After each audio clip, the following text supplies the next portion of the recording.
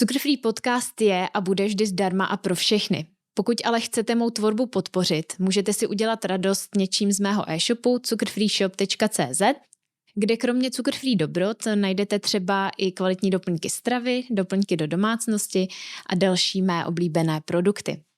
Pokud se vám podcasty líbí, nezapomeňte kliknout na odběr podcastu, ať vám neunikne žádná nová epizoda.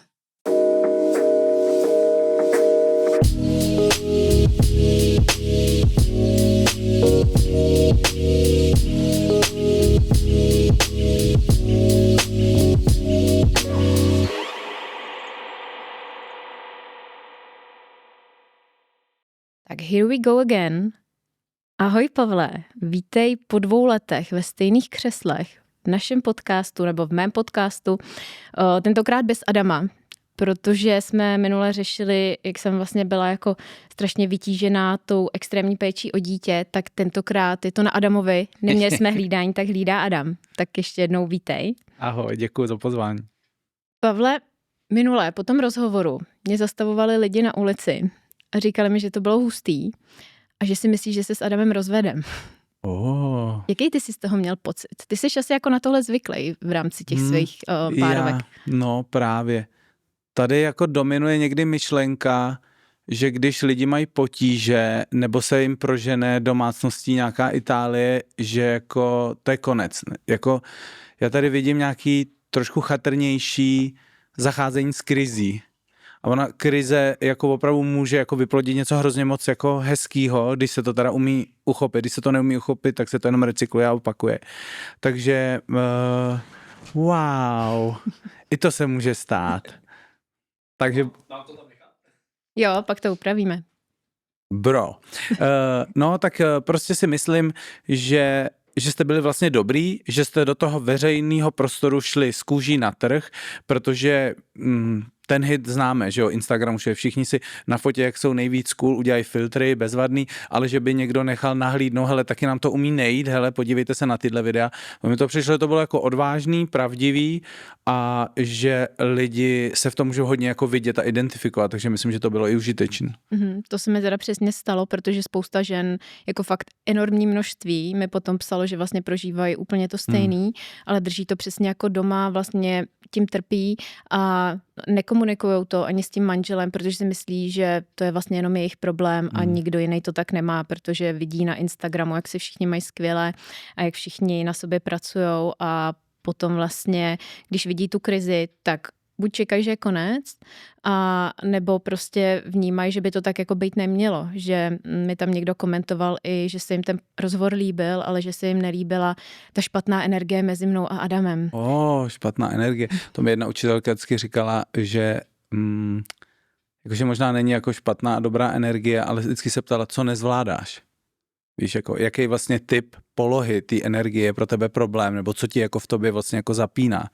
A jasně, no, tak všichni milují, jako když jsme šťastní, házíme jako vločkama a máme veselý Vánoce, ale podívat se někdy do těch temných jako paláců a kobek jako toho našeho podhradí, to je jako výzva, no. A já si myslím, že tam jako, že jestli chceš fakt žít jako dobrý vztah, tak se to zákonitě bude objevovat, protože oni tam bydlejí nějaký zapomenutý kousky našich potenciálů a pokladů a ty jsou vždycky prostě někde jako v hlubinách, no, ne na povrchu.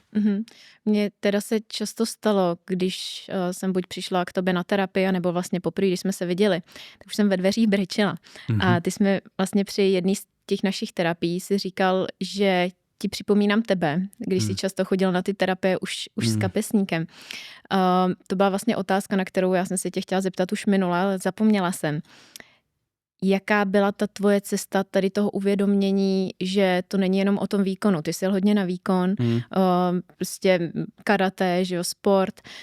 I co jsem slyšela, tak i studentům se je dával docela zabrat na těláku. Tak kde vlastně byl ten moment, že ty jsi uvědomil, že tohle to není ten seberozvoj, ten výkon, že je to o nějaký té zranitelnosti, o nějakém otevírání, nějaký jemnosti? No, výkon super, oni jako zatleskají, obdivujou, můžeš si tapetovat s diplomama, máš kredit nějakého úspěchu, ale taky to vůbec nemusíš cítit. A já jsem zjistil, že jako kdyby jo, Pavle, jo, dobrý, super. Ale já jsem vlastně na ně koukal, jako kdyby byli za sklem trošku a jako kdybych jako to necítil. A pak jsem byl na nějakým takovým seberozvojem jako workshopu, někdy jsme jezdili jako po světě a tam jako převážná ta skupina byly jako ženy a my jsme někde vystoupili na nějakém ostrově, prostě jaká loď, všechno. A oni, Ježíš, vidíš tu krásu ještě? A teď se opět dojímali. A jsem na to jako koukal a já říkám, tyjo, já nic ale necítím.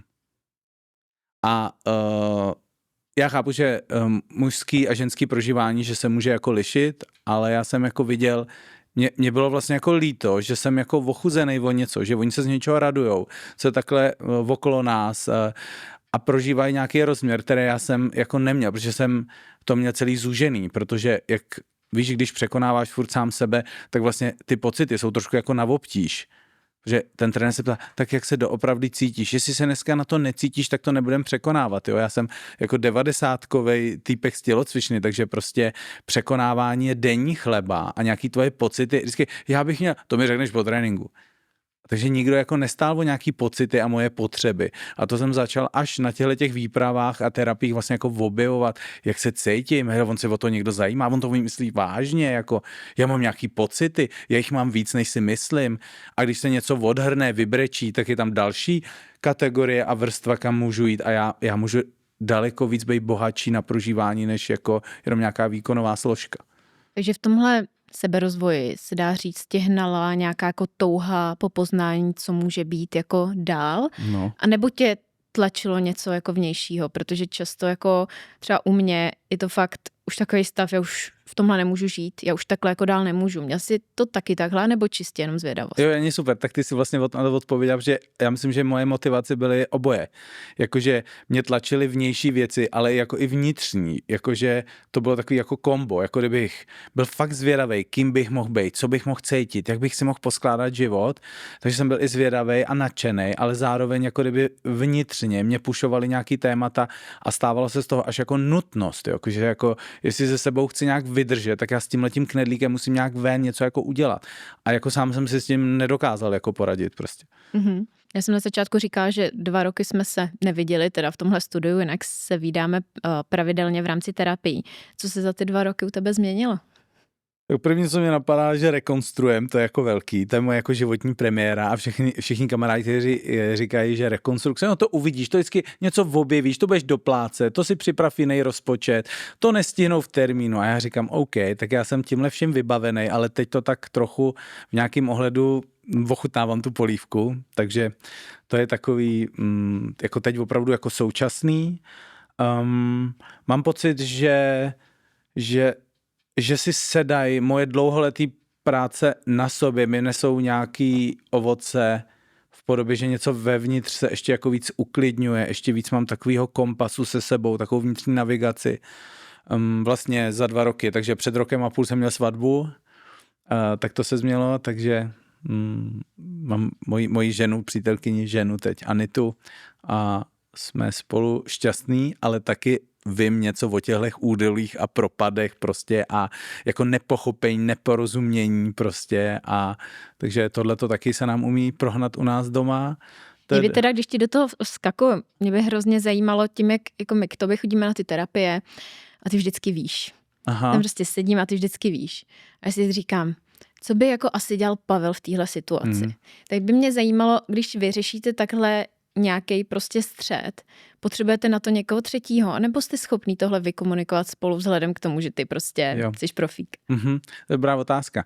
Já vlastně, ta moje sada těch strategií a nástrojů, který já pomáhám v těch párech nebo nějakých individuálech nebo ve skupinách, jako jsou velmi funkční a já si je sám jako půjčuju. Já jako někdy jenom musím počkat, než na té druhé straně vychladne polívka a já s ním budu moci jako nějak jako přijít, protože když mi někdo zavře dveře, teď se o tom bavit nebudu. Tak s tím nástrojem čekáš takhle jako za dveřma.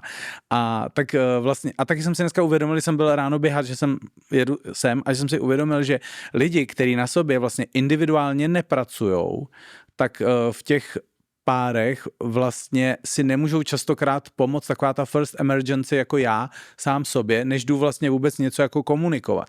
A mně přijde hodně důležitý a hodnotný, aby lidi trošku rozuměli, co se vlastně jako děje, když je to náročný, nebo co se stalo za 5 minut, že vlastně, aha, já jsem jí šláp tady na to bebí, nebo tady ona nevychytala nějakou moji jako potřebu, která se týká nějakého ranního zranění a reagovala takhle a já jsem teď takovýhle uražený a že vlastně je důležitý pro nějakou základní psyché, vlastně tomu někdy jako porozumět, co se nám to za vichřici tady jako stalo.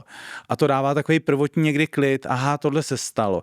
A pak je druhý nějaký krok, že vlastně jdu nějak citlivě to komunikovat, nejdu jako omluva pro mě je úplně něco, co fakt jako praktikujem často, protože ty emoce nám někdy jako předběhnou nějaký jako zralější chování a vrátí nás do nějakých, nevím, dětských nebo teenager let, nebo nějakého vzorce, jak mi to dělala mamka a taťka, protože prostě to máme nakopírovaný někde a žije si to někdy úplně svým vlastním životem. Takže já si myslím, že umíme mít stejný typ nějakých jako potíží, ale mám pocit, že máme velmi krátký čas, jak dlouho pobejváme jako v nějaký nepohodě mezi sebou a že máme nějaký nástroje, jak to jako řešit prostě, no. Tak to je na tom jako úlevný. Vnímáš, že se něco změnilo po tom, co jste vstoupili do manželství? Jo, hodně, no.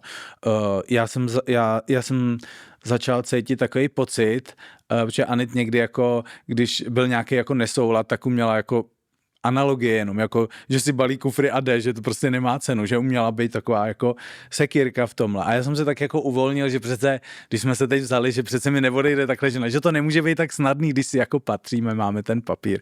Ale spíš legrace. Ale něco ve mně jako povolilo, my jsme udělali nějaký hezký takový jako rituály jsme s tím měli a v přírodě a takový po indiánsku a tak mám pocit, že jsme tam ještě rozpustili nějaký takový nedůvěry nebo nějaký pochybnosti a nějak si to jako sedlo. Je to takový hodně mužsko-ženský a to mě jako baví. Změnilo se něco po tom, co jste začali rekonstruovat spolu dům? Jo, já mám pocit, že druhá analogie je, že jak jsme kopli fakt úplně do těch základů, že lezou nějaký prastarý věci, jako naše vztahový, s našimi, jako v těch rodinách, nebo v nějakých osobních jako přístupech k životu, že opravdu, když šáneš do svýho domova do základu, tak já mám pocit, že pak vždycky vidím nějakou souvislost, co to jako vytahovalo prostě ten rok za jako tučný témata. No, tak někdy jsem se na tyhle bubáčky taky jako šel podívat, tak jako, to je taky tvoje, Pavle, no. Nejsou to někdy příjemné pohledy. Když o tom vyprávíš, tak mi přijde, že ti to vlastně jako hrozně baví, to hledat v tom, co kde by mohlo být, což jako většina chlapů ale nemá. Většina chlapů chce mít doma klídek a proč ty zase něco řešíš? Čím to je? Nebo mi to jenom tak přijde? Chceš mít taky klídek? Jako, já jsem takový spirituální uchylák, mě to prostě baví, no. Mě to baví, mě to jako fascinuje a já myslím, že jsem úplně se jako napil na nějakou linku, jako co je tady to moje. Že třeba furt kašlu na své zpívání, který si slibuju asi 10 let, že jako začnu, tak tohle hobby někde jako zanedbávám a nešách jsem na to, ale tohle je nějaká moje jako podstata. Mě to fakt neskutečně zajímá a baví. A všechno, na co jako přijdu ve svém vnitřním světě, tak se o to vlastně chci hned jako dělit a nějak to zprocesovat jako do toho okolí nebo pro lidi. Já to mám teda hodně podobně, jen mi potom těžký, když ten druhej to jako úplně nezdílí, tuhle tvůj vášeň s tebou. Ale prostě čím to si myslíš, že je? Že většina těch chlapů fakt chce mít jako ten klídek a nechce to prostě řešit. Nechce se v sobě hrabat nebo v tom vztahu. Chce prostě, aby to bylo v klidu, aby ta ženská prostě nic neřešila. Jo, já rozumím té otázce. Já vlastně vždycky, už poslední dobou, já musím teda, chápu to, že bych chtěl obhájit, že vidím, jak spoustu chlapů chodí na různé akce, a nemyslím jako ty moje, ale jako tam, kde třeba jdu já, nebo jsem někde hostem a vidím, kolik chlapů tam je. A kolik chlapů v téhle nové době se opravdu jako zajímá a vědí, že prostě míč je na jejich straně a že mají nějaký kostlivce ve skříni. Takže taky je dobrý se podívat, v jakých sociálních bublinách se pohybujeme, protože my někdy jako tahle otázka, nebo tohleto tvrzení, nebo nějaký holky říkají, protože to berou jako ze svých bublin, ale jsou fakt jako bubliny, že ty ženský mají doma chlapy, který jsou taky citliví a taky je to zajímá a taky si to chtějí dopovědět a tak dále. Tak to je jedna, to jsem chtěl dát jakože vždycky do chlapů, protože já se taky do nich někdy pouštím, že s nima dělám ty workshopy. Mimochodem, jako chlapi někdy umějí říct, jenom mají dva pocity, jen dobrý a špatný, jo. A říkám, počkej, dobrý může být jako vzrušený, klidný, vděčný, šťastný, prostě dobrý, v pohodě. Tak pod tím se nemůžu představit. Tak jenom to jsem chtěl tady omluvit partu chlapíků, co už na sobě makají, ale pokud se vrátíme do té bubliny, která je furt teda asi velká, že chtějí mít klid a takhle a nechtějí to řešit. Já si myslím, že oni v tom nevidějí ještě tu hodnotu, respektive necítějí. Kdyby chlap věděl, že když podnikne to a tamto, tak mu to přinese tohle a věřil tomu, cítil to, že to tak bude, tak to bude dělat. Ale já myslím, že on to necítí, že v tom je nějaká hodnota, takže to je jen otravování, obtěžování, anebo tomu taky nerozumí. To je velký, jako když chlap něčemu nerozumí, tak je najednou takovej nejistý a to některý chlapi si tuhle polohu nechtějí dovolit, protože by pak byli slabí. A jak vnímáš to, že ti chlapi jako nechtějí být zranitelný? Protože já vidím, že jako ta zranitelnost je součást toho mužství. Prostě když si chlap dovolí být zranitelný, tak je to pro mě muž. Ale často to ty chlapy vidí přesně naopak, že ta zranitelnost je nějaká slabost. To jo, to já jsem viděl rozhovor s nějakým týpkem a řekl, ten tam úplně zase, chlapi si brečíte, tak jste buzny prostě všichni, chlapi nebrečej, jo. To byla ne? No prostě chlapi neprděj, nekejchaj, nečuraj, prostě nedívaj se prostě na sérii, jako nic vlastně, tak já říkám, co vlastně nám zbylo, díky za radu, že všechno, co je zajímavé, jak si společnost vybrala, jaký emoce můžeme prožívat a jaký ne, a když si kýchneš, tak si slabý, a když zakašleš, tak si silný.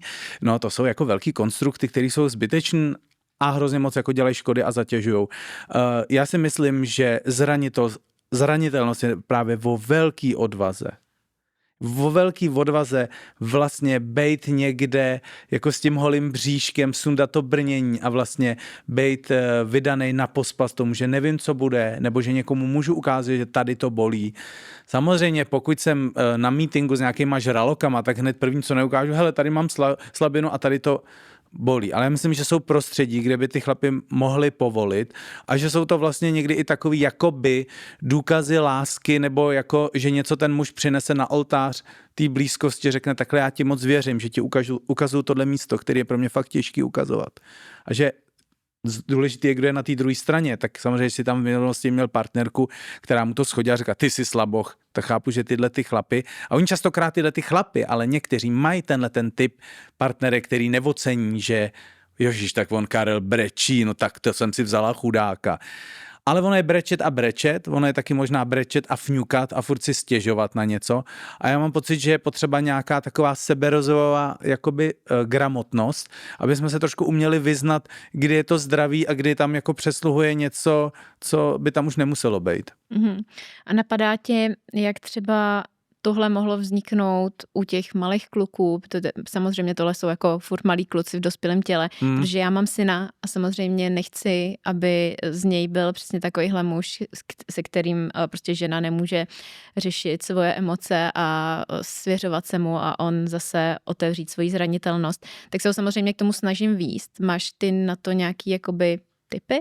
No, první, co mě hlavně, jak se to začala sdílet, tak mě naskočil obraz kamaráda, který mi říkal, hele, když mi bylo 6, tak přišel táta a my jsme si zase šli dát pusu jako vždycky. A ono, no hele, už dobrý, ustačilo, už jsi velký kluk, chlapi si pusu nedávají.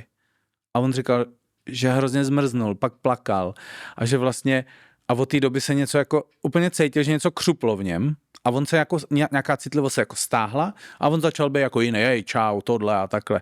A říkáš, že to pamatuje do dneška, jenom jak ty kluci, jak jsou to děti, že jo, jak jsou vlastně jako křehký, že něco, co funguje doteď, je tam blízko a ňuňu a najednou to někdo jako sekne.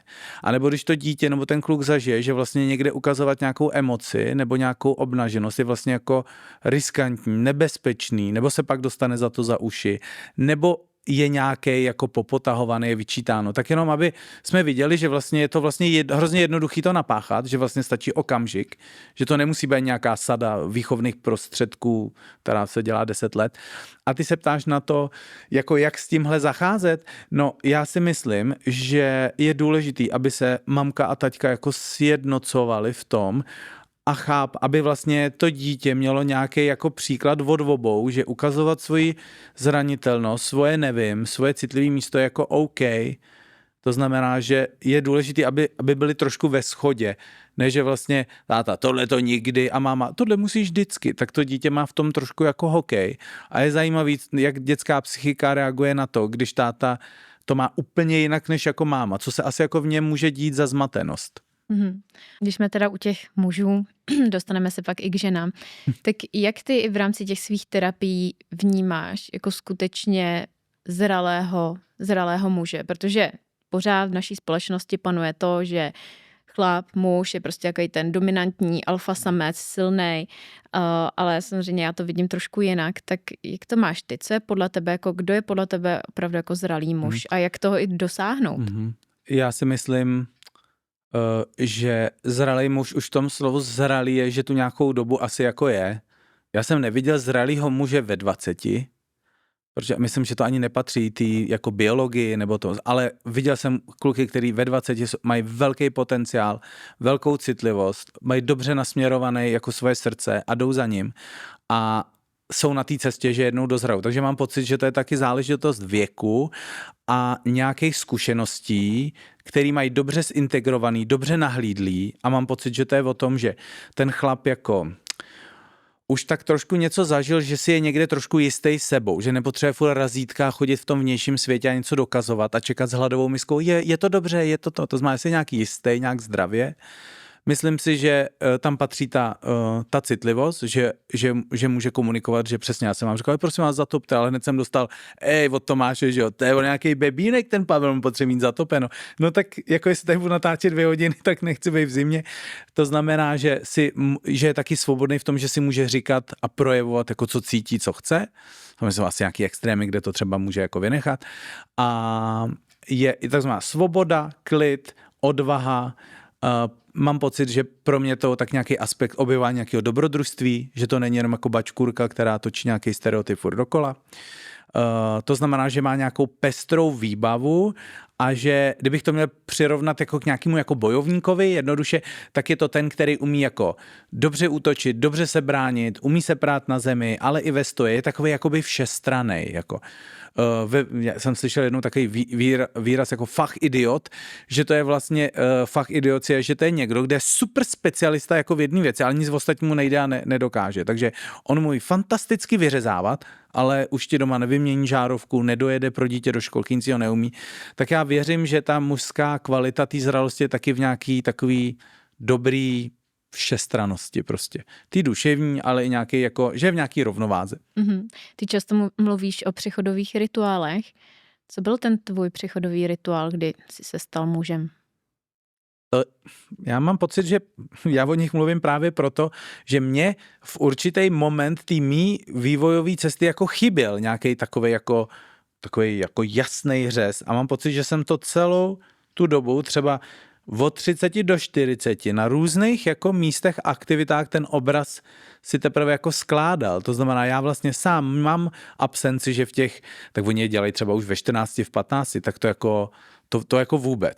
Nic takového v této společnosti já jsem vlastně jako nezažil, ale pak jsem si to doháněl později s vlastně různýma takovýma aktivitama, které byly o nějakým jako velkým výstupu jako z komfortu, vystavit se něčemu, co nevíš, jak dopadne a budeš odkázaná jenom jako na sebe prostě, takže já jsem to vlastně v tom mém věku, kdy jsem to potřeboval, tak jsem to neměl. A vnímáš, že muži, kteří projdou třeba tvým nějakým workshopem, nebo pokud děláš i přechodové rituály, ty pro ně, takže opravdu, nebo kluci, že se z nich opravdu potom stanou muži, nebo potřebují něco ještě víc? Jo, tak já nejsem úplně jako specialista, že bych dělal přímo jednu tu věc, ale ty mužský kruhy, kterým jsem dřív se věnoval jenom teda v zahraničí, v tom Řecku a teď jsem vlastně otevřel i tady jako u nás možnost asi 2x, prostě 3x do roka něco taky absolvovat, tak to je vlastně, jak to já vidím, že jsou to vlastně vůbec první kontakty s mýma bolavejma místama ve mně s mojí nějakou silou, kterou obvykle jako nepoužívám a s nějakou novou schopností interagovat s mužema, než si přeměřovat pinďoury nebo chlastat pivo, nebo si vyprávět hrozně jako ostrý historky, kdo nejvíc vylez nebo zažil nebo má prachy. To znamená, že se tam přerámovává, jak jinak chlapi se můžou spolu jako vztahovat, jaký jiný témata můžou jako diskutovat a jak jinak, protože my jsme nějaký plný rigidní různých postojů, jaký jiný postoj si můžou v nějaký aktivitě, cvičení, prožitkovým nějakým prostě čemukoliv jako zkusit. A já vytvářím nějaký bezpečný prostor, kde ty chlapy nejdou do toho souzení a do té kritiky, ale do toho jako přijímání snaží a toho nabízení tomu respektují, OK, Michal a Honza to mají teď takhle, oni tohle to teď nedají, nebo je to na hraně, to znamená, že se jako učej, ale vlastně v té projekci je to, že oni sami mají soucit a přijímají svý místa, kde oni mají něco na hraně, kde oni ještě něco nezvládají. Jo, takže nejdou tam dělat jako fotříky někomu jinému, prosím tě, jak si mohl tohle to nezvládnout. No, to máme z základky, dobrý, ale spíš naopak, co by ti pomohlo to zvládnout, nebo ho obejmu v tom místě, kde je teď, a že je furt dobrý ten chlap, i když to nezvlád, ale udělal ten pokus. To je hrozně důležitý. Já ty chlapy oceňuju a ty děti za to, že dělají ty pokusy. Nejenom když uspějou. Já, když jsem jezdil na závody, tak mý děti uspěli třeba, nevím, 3x z 10, jo. Takže 7x byli lůzři. Říkám, tohle musíme z nich jako úplně vypláchnout. To je úplně nesmysl, tenhle koncept. Jakou roli tam hraje to místo? Co pro tebe znamená Kréta? Tak to je můj druhý domov. To jsou mý nějaký jako kořeny, který nějak jako obsahuju, protože ten vlastně můj táta, ten můj biologický táta, já jsem svý rodiče vlastně, nebo svýho tátu jsem nikdy jako nepoznal a s mamkou biologickou jsem se potkal před 2 rokama, vlastně, když mi bylo 43. A mám 2 vlastně biologické ségry, to jsem dostal takový dárek od Pána Boha ve 43 letech, už jsem to měl celý odevzdaný, že prostě tak to je. No a ten táta je vlastně od někud z Řecka, on je doktor, který studoval tady u nás a s touhletou mojí mamkou biologickou měl nějaký krátký románek a on odjel a ona pak zjistila, že je těhotná, žádný kontakt, nic, takže něco tam obžívá a i mám někde, mě tak lochtá takhle na pozadí, že bych asi příští rok, s tím se není dobrý nějak otálet, nebo za 2, když mě to fakt zavolá, šel teda si najít i toho tátu, no, zkusit to, jít jako po téhle cestě. Mm-hmm. Jaký to bylo setkat se s tvojí biologickou maminkou? To bylo, já jsem se nejdřív potkal s těma ségrama, ty jsou vlastně o 2 roky a ta druhá o 3 ode mě, ale mají jinýho tátu. A ty jsou spolu jako rodina do dneška.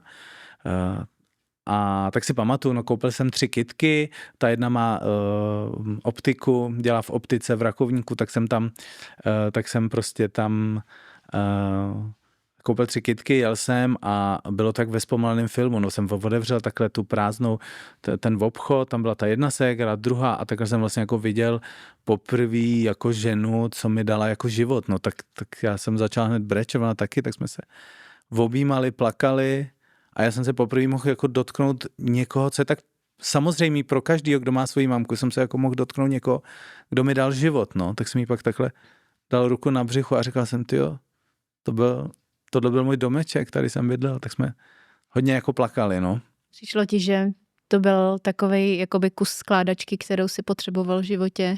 Jako absolutně, když to říkáš, tak mi jako běhá ta husina, protože ona vlastně řekla 2 věci, které jsem, jako tu jednu mi nemohl říct nikdo jiný a ona mi prostě tak řekla, holky říkali, že si prej moc jako šikovnej byl v tom karate.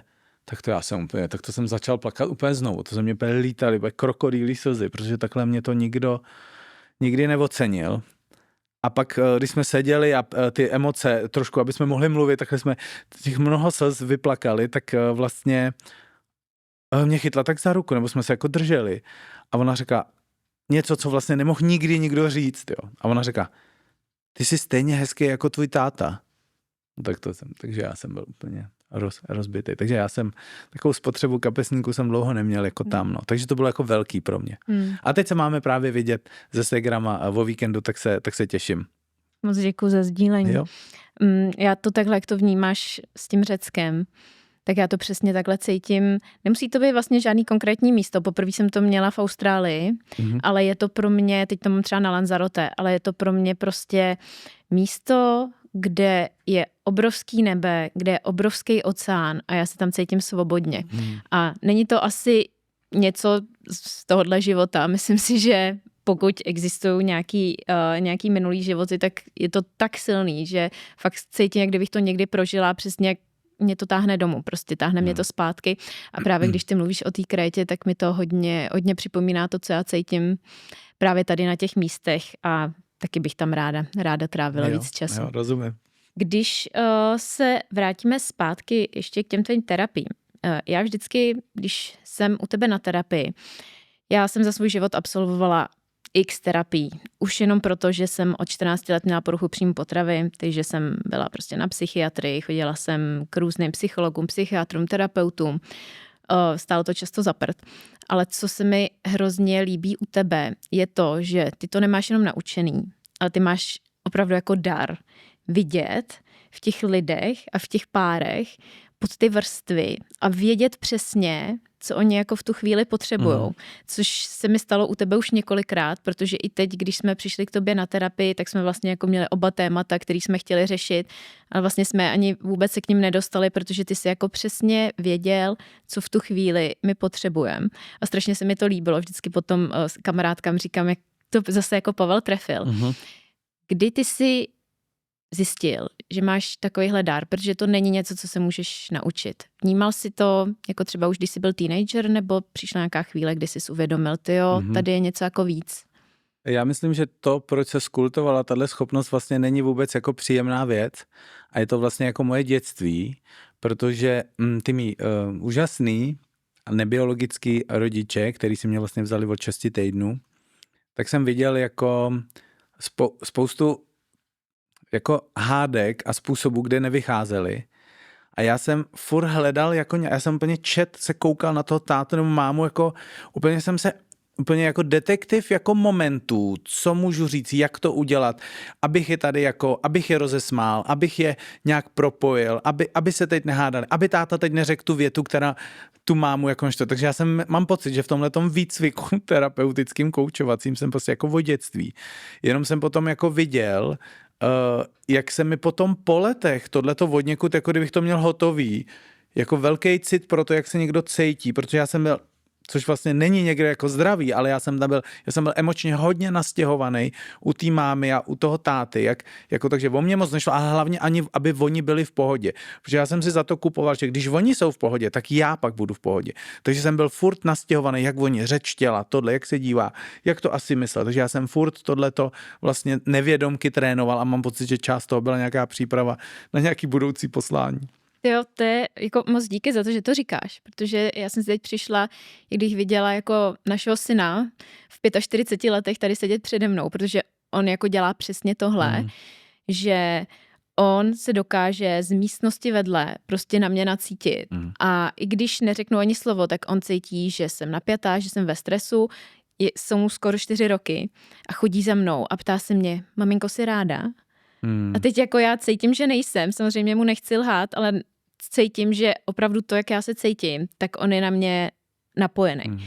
Takže jako je super, že to říkáš, že to vlastně může být i dar, když se s tím naučíš pracovat. Jak ty jsi se s tím naučil pracovat? Protože tohle, já cítím, že já to mám v sobě taky, ale u mě to bylo vždycky nebo často spíš na škodu, protože jsem si to brala z těch ostatních lidí a neuměla jsem si udělat žádný jako hranice kolem sebe, což jako může být hodně náročný. Jak ty jsi to měl, aby tě to takhle jako negativně neovlivňovalo? Já si myslím, že mi pomáhal ten sport, že já jsem jako taky nabíral spoustu jako emocí a neměl jsem spoustu vyjádřených nějakých prvků sebe, ale jsem se hodně jako vybil a vyběhal a vypotil na tom sportu, takže tohle jako byl nějaký ventil, jinak jsem se asi zvencnul jakoby z toho. No a potom vlastně, když jsem začal trošku víc jako rozumět nějaký dynamice nebo nějakým prvkům a zákonitostem té psyché a učil jsem se to, tak jsem vlastně jako viděl taky, jak mám naloženo, anebo jak umím jako upřednostňovat ty druhý, anebo pak naopak, nebo pak vlastně na té druhé straně bylo, že když jsem furt byl u těch potřeb ty druhý, tak jsem pak ale někde jako bouch do stola a teď tohle všechno teda já, teď to je všechno teda pro mě. A bylo takový vlastně jakoby nezdravý, jo? Že prostě pak jsem zase byl takovej někde jájínek a tohle byly jako léta, kdy já jsem se vlastně jako vyznal v tom, jaký konstrukty a mechanismy mě jako žijou, který jsem jako dítě nebo teenager používal na dosahování toho, co potřebuju, jako jo. Ale potom v té dospělosti vlastně mi taky jako mohli jako škodit, že jsem si něco jako vynucoval, nebo jsem byl takovej hrozně jako přecitlivý, ale na něco a tohle jsem taky musel nějak jako rehabilitovat, aby si to jako sedlo. Takže teď už se ti neděje, že by si prostě emoci jiných lidí na sebe nějak jakoby Tak pouštěl. férově říct, že kdyby se na mě možná podíval nějaký šaman z pralesa, tak by viděl, kolik toho mám na sobě nalepeno a že si prostě půjdu tamhle za chvilku ublinknout nějaký ten bordel. To znamená, já dělám hodně proto, abych měl nějakou psychohygienu, ale já si myslím, že v této práci není možný, aby se ty věci nějak nelepily nebo k tobě nějak jako nedostali. Ale je dobrý čas od času fakt udělat nějaký poctivý očisty hluboký těla, nějaký potní chýše indiánský, někdy něco právě takhle jako vyhodit trošku jako ven a není to jenom jako snídaně, ale nějaký energetický bordel, když se to jako umí. Takže tohle mám pocit, že je čas od času fakt jako nezbytný, aby to někde pak dlouhodobě nedělalo nějakou paseku, no. Když tobě chodí páry na terapii, máš pocit, že jsou nějaký jako zákonitosti teď té dynamiky vlastně v dnešní době mezi ženami a muži, že by se to dalo nějak zobecnit? Protože já když jsem se ptala sledujících na dotazy, který by je zajímaly, tak se tam často objevovalo téma toho, že vlastně ženy v dnešní době mají problém najít muže, protože jsou tak samostatný a očekávají vlastně to, že to, jak pracují oni na sobě, tak na sobě takhle bude pracovat muž, ale prostě takový muži jako nenacházejí je. Vnímáš tohleto i v rámci nějakých těch vlastně párovek, že by se tohle dělo, protože zase může to být nějaká bublina na mém Instagramu, ale ty to třeba vnímáš úplně jinak. Jo. Já teda jako vidím samozřejmě, že když je nějaká jako dominantní paní, kariéra, prostě taková jako generálka, všechno si zařídí a tohle, tak jako do svého života tam už není místo moc pro generála, někdo, kdo to jako taky zařídí a pojede jako bomby, protože jsem viděl takový obraz, jako jsem taky o těch věcech často přemýšlím, jako kdyby prostě byli nějaký dva, jako v nějakým jako BDSM by šli do nějakého studia a tam by šli jako dva, sešli by se tam dva submisivní a oba by brečeli v koutě a chtěli by naplácat, ale jako brečeli by a koukali by na sebe. A nebo dva lidi, co se tam řežou, prostě jako že vlastně tam musí být ta role, jako ten protipol. To znamená někdo, kde je submisivní a někdo, kde je dominantní. A vůbec to není o tom, že jsou nerovnocenný, ale že si jako hrajou tu hru, nebo i prostě v intimitě, v sexualitě. Lidi jako jsou v různých jako polohách a různých jako úrovních a já jenom jako vidím, že když je někdo takhle jako samostatnej, hrozně jako se o všechno zařídí, postará, tak jako kdyby tam pak trochu chyběl ten prostor, co tam teda má dělat ten druhej, jako OK, protože pak některý takovýhle paní mají takovýho submisivního týpka, takový mouchy sněste si mě, protože on vlastně pasuje jako k ní, tak vlastně se taky koukat na to, co vlastně my od těch vztahů chceme a na co toho druhýho potřebujeme. Že lidi někdy říkají, já nechci být sama. A říkám, to možná nestačí. Nebo je to hrozně, nebo jako může klidně, ale je to takový to, že pak beru všechno. A pak teda beru všechno. A pak se ale za 2 roky dívám na podcast a říkám si, no ten můj trouba, ona sobě, no ale ty jsi ho vybrala bez těch filtrů, bez toho síta a s takhle nízkou laťkou. No tak si vzala, co bylo a teď jako se jako divíš. Ale vlastně ty lidi si stěžují na svoji jako volbu. A když mi někdo říká, prosím tě, ta moje stará, ona je úplně jako blbá, jo. A já říkám, nevím, Romane, a jako kdo si ji vybral, jako, nebo kdo s ní 5 let už žije prostě? No, jakoby, takže ty si stěžuješ na svoji volbu, nebo kým jsi ty, když máš doma krávu, když to tak říkají, jako. Takže by bylo dobrý vlastně si trošku jako umetat a dívat se, co jsou mý motivace, že jako chci mít vůbec vztah, co od toho čekám a dávám vůbec tomu druhému prostor jako nějak bejt, nebo to mám nalinkovaný, on musí být takovej a když takovej nebude, tak nic, tak je hloupej a já radši budu sama. A já myslím, že tohle to jsou vlastně už i jako osobní témata, aby ty lidi šli trošku jako nahlídnout, v jakých svěracích kazajkách svých nároků na sebe i na druhý někdy žijou. To je první věc. A druhá věc je zase ten jako druhý extrém, že vlastně jsem bezhraniční, dovolím tomu druhému všechno, nemám žádnou hodnotu. Samozřejmě z těch rodin taky vidím, jak když ženský ničemu nerozuměli, jak ty chlapi je propleskli, oni to viděli ty děti, ty kluci řekli, aha, takže vlastně když máme čemu, ona pak rozuměla, takže vlastně pak tak mají doma zase nějakou ustrašenou holčinu. Jako strašně, to znamená, já jsem tenkrát v těch 25, když jsem začal chodit na různé terapie a konzultace, tak jsem vůbec nechápal, proč když řeším teďka svůj stávající vztah, proč mě všichni jako otravujou, co máma a táta. Říkám, mě hoří vztah tady, já se nechci bavit o tom, jak mi bylo s Legem a s mámou a s tátou, když mi bylo 10, jako, ale později jsem velmi pochopil, jaký vzorce já jsem najel a jaký vlastně potom v té vztahové dynamice automaticky začnou jako výjíždět ven. A poslední věc, ještě slýchávám. No on se Michal hrozně změnil, jo. On je úplně jiný. A já říkám, on se Michal ani nemusel moc změnit, ale ty jsi ho poznala. Jo. My samozřejmě na prvních 2 rande máme projekce. Jež on koupil kytku, jež on mě poslouchal, my jsme úplně, to je bomba. A my si dokreslíme, jaký asi pan Michal je.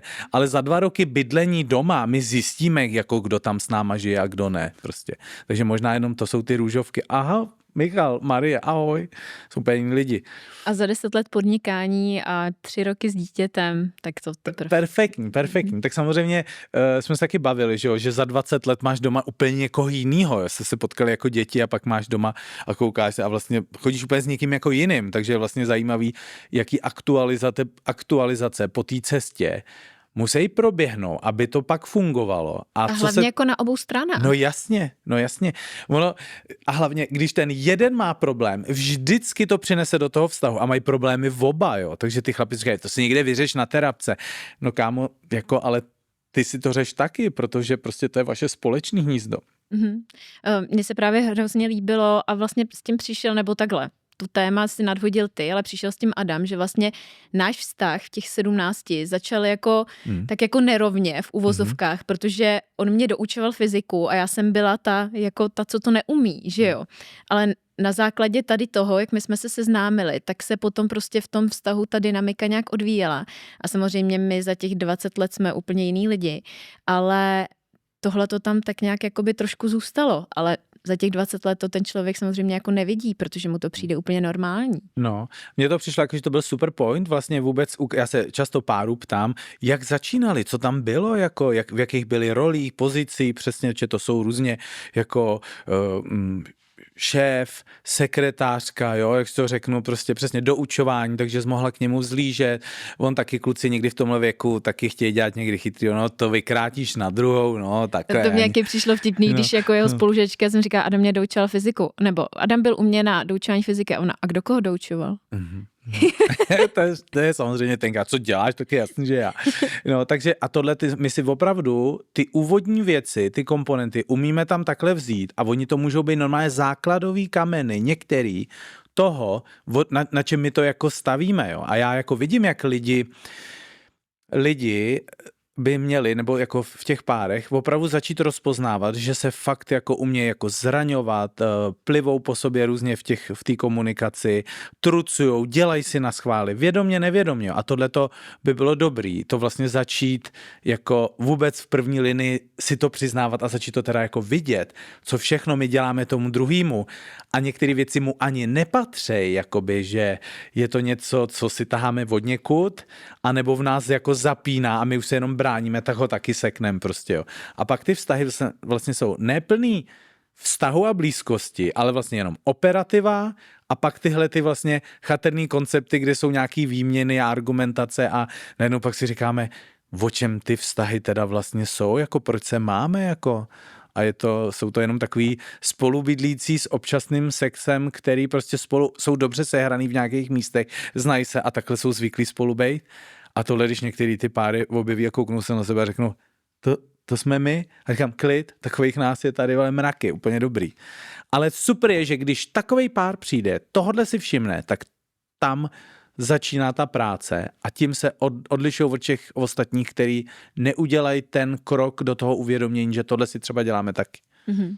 Myslíš, že teda párovky jsou pro každýho, pro každý pár? Že by... Ale to je, mě to moc pomáhá a mě Anitě, jakože je super prostě jednou za 2-3 měsíce někam přijít a odservisovat. To je jako když se ptáš, jestli pomáhá auto občas dát do servisu. No já si jako, jestli občas pomáhá si umýt vlasy. No mám pocit, že jedna z nejdůležitějších věcí, co máme, tak zdraví a pak jsou to vztahy a že jsou místa, kam si nevidíme, máme nějaký slepý úhly a když ti to někdo zvědomí nebo toho partnera jinak slyšíš než doma, protože trpíme nějakou provozní hluchotou, tak to jsou poklady prostě jako. Já si myslím, že je to taková jako hygiena toho vztahu. No já se ptám právě proto, že vlastně i ty reakce na ten minulý podcast, tak mně přijde, že lidi stále párovku vnímají, že na tu chodí prostě lidi před rozvodem. No to je pozdě většinou už. No. Právě. Já právě si jako, no to je perfektní. To je právě, my vždycky jako všichni, a chlapi jsou to experti, oni hasí, když hoří, jo. Ale to častokrát je, že už jako to ani nestihneš, už není co ani jako hasit. Já říkám, pojďte se chovat tak, abyste vůbec nemuseli brát jako kbelík s vodou do ruky. Vlastně čínská medicína, tenkrát mi jeden chlapík, co tam studoval, říkal, ty čínský jako ty doktoři jejich tenkrát, ty dostávali vyhazov, když byl někdo nemocnej. Oni se chovali tak, aby oni ještě předtím tvoji či načetli a tvoje tělo a tohle a aby si včas dostala bylinky, aby si vůbec v nějakým pekle nemusela být, takže já myslím, že je dobrý spoustu věcí preventovat, protože jestli jdu k doktorovi, až když mám prostě úplně jako bolesti křeče a to já říkám, choďte na preventivní prohlídky, abyste jednou nemuseli řešit věci, které jsou neřešitelné. Mhm. Jak podle tebe vypadá, když jsme se bavili o tom, jak vypadá zralý muž, tak jak vypadá zralost ve vztahu? To je teda super, jako, jsou super otázky. Já říkám, to jsou vlastně hodně jako komplexní jako věci.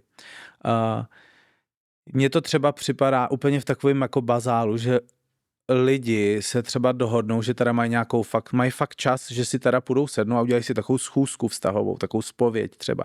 A že se nechají domluvit. Že je tam mezi nimi nějaký mluvící předmět a že opravdu začíná to tím, že nechám toho druhého domluvit. A pak ono to vypadá jako, že to je jasný. Tak si pamatuju, že jsem testoval tenkrát mý rodiče a říkám, minutu, mami, bude mluvit táta a pak ty zkusíme. A ona, ježiš, to je jednoduchý. Za 11 vteřin, to není pravda, ty vole, také to vůbec nebylo. A už za 11 vteřin to bylo peklo. Takže nechat toho druhého vůbec jako domluvit, jo. Akceptovat, že svět vidíme jinýma očima, ale jiný neznamená míň než moje, nebo hloupý, ale jiný prostě. To je jako vlastně mít, jako přestat v sobě chovat tu aroganci, že já mám pravdu a vím líp než ty, jak to je. Ty vado, to je prostě, že to je jako rovnocenný a my hrajeme o to, aby se to doplňovalo. A pak mi přijde, že ta největší zralost je vlastně, když ty lidi začnou objevovat jako blízkost. Když jdou do blízkosti, když jdou do lásky, což není jenom nějaká narůžovilá hláška z romantického filmu nebo z pohádky. Že pohádky jsou trošku takový, jsou rošťáci. Oni tam ukážou 20letýho prince a princeznu a seknou to u té svatby a řeknou, a žili šťastně až do smrti. Kámo, teď by měla začít dvojka a teď bychom si všichni měli sednout s popcornem a že tady to začne být zajímavý. Jako, jo. Když se podíváme na ženy, já vím, že jako muž by si neměl říkat, jak by měla vypadat zralá žena, ale stejně ty prostě pracuješ s těma párama i s jednotlivcema. Jak se pozná zralost u ženy? Protože já teda ještě, než ti dám slovo, tak vložím právě jednu vsuvku, že když jsem obdržela tyhle ty zprávy a dotazy na tebe, tak Adam zrovna přišel z natáčení nějakého podcastu a já jsem mu to říkala. Prostě píšou mi ženský, že ty chlapy stojí za hovno v dnešní době.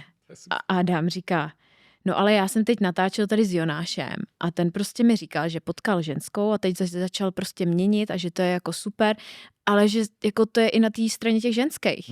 Jo, že oni ty chlapy, proč by se snažili, když ty ženský prostě jedou teď jak chlapy, jako oni je nepotřebujou, že jo. Tak já jsem si vlastně uvědomila, že i my v našem vztahu jsme to měli hodně podobně, jako od začátku, že já jsem byla ten chlap a Adam spíš jako, tak víš co bych se snažil, tak jsme se tak nějak jako to, ale pak vlastně jsem natáčela jeden podcast s Honzou Vojáčkem, kde on mluvil o mužském a ženském principu, já jsem to slyšela poprvé v životě a to už jsme s Adamem byli 12 let A po tom podcastu já jsem se prostě rozbrečela a říkala jsem si, a jo, jako, jak já můžu chtít dítě, když já jsem prostě chlap celou dobu jako v tom našem vztahu. Takže tam se ta dynamika, ale samozřejmě z mé strany zase byl trošku strach to pustit. Co když já to pustím a on to nepřevezme? Jo, takový, jakoby upravit tu dynamiku na to, aby teda já jsem si mohla dovolit být žena a jemu se mohla dovolit být ten muž. Takže to bylo jako pro nás hodně těžký a jako pořád samozřejmě se to tam nějak ještě piluje.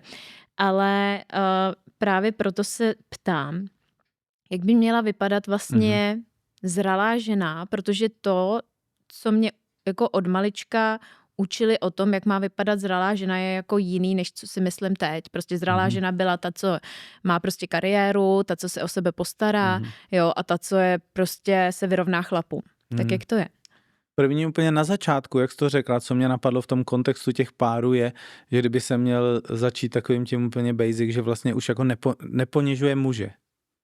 Že mě vlastně zralý muž i zralá žena připadá v tom, že vlastně už nemají potřebu jako bojovat, jako dokazovat, jako vlastně jít do toho srovnávání, jako kdo je lepší, kdo to víc vidí. Mně to přijde, že to je úplně jako přirozený, jo. Tak některé páry se na tom dohodnou doma. Jo, a klidně jsou páry, že ženská seká dříví a milujete a on klidně jako ať vaří nebo žehlí, jako to je jedno. To je, jestli to vzešlo z toho, že si to řekli a oni to tak cítili a oni se na tom dohodli, tak je to super. Není to, že ti to je přidělený, jo, že ti to někdo vnutí, nebo když následuješ nějaký hloupý měla bych. A je to jako fakt jako dohoda. A nebo něco jako organicky vyplyne, jedna učitelka mi právě vždycky říkala, u nás doma to dělají ty věci, i děti a ségra, tohleto. Ten, kdo je na to lepší, nebo ten, kdo to má rád, prostě takhle, jako jednoduše.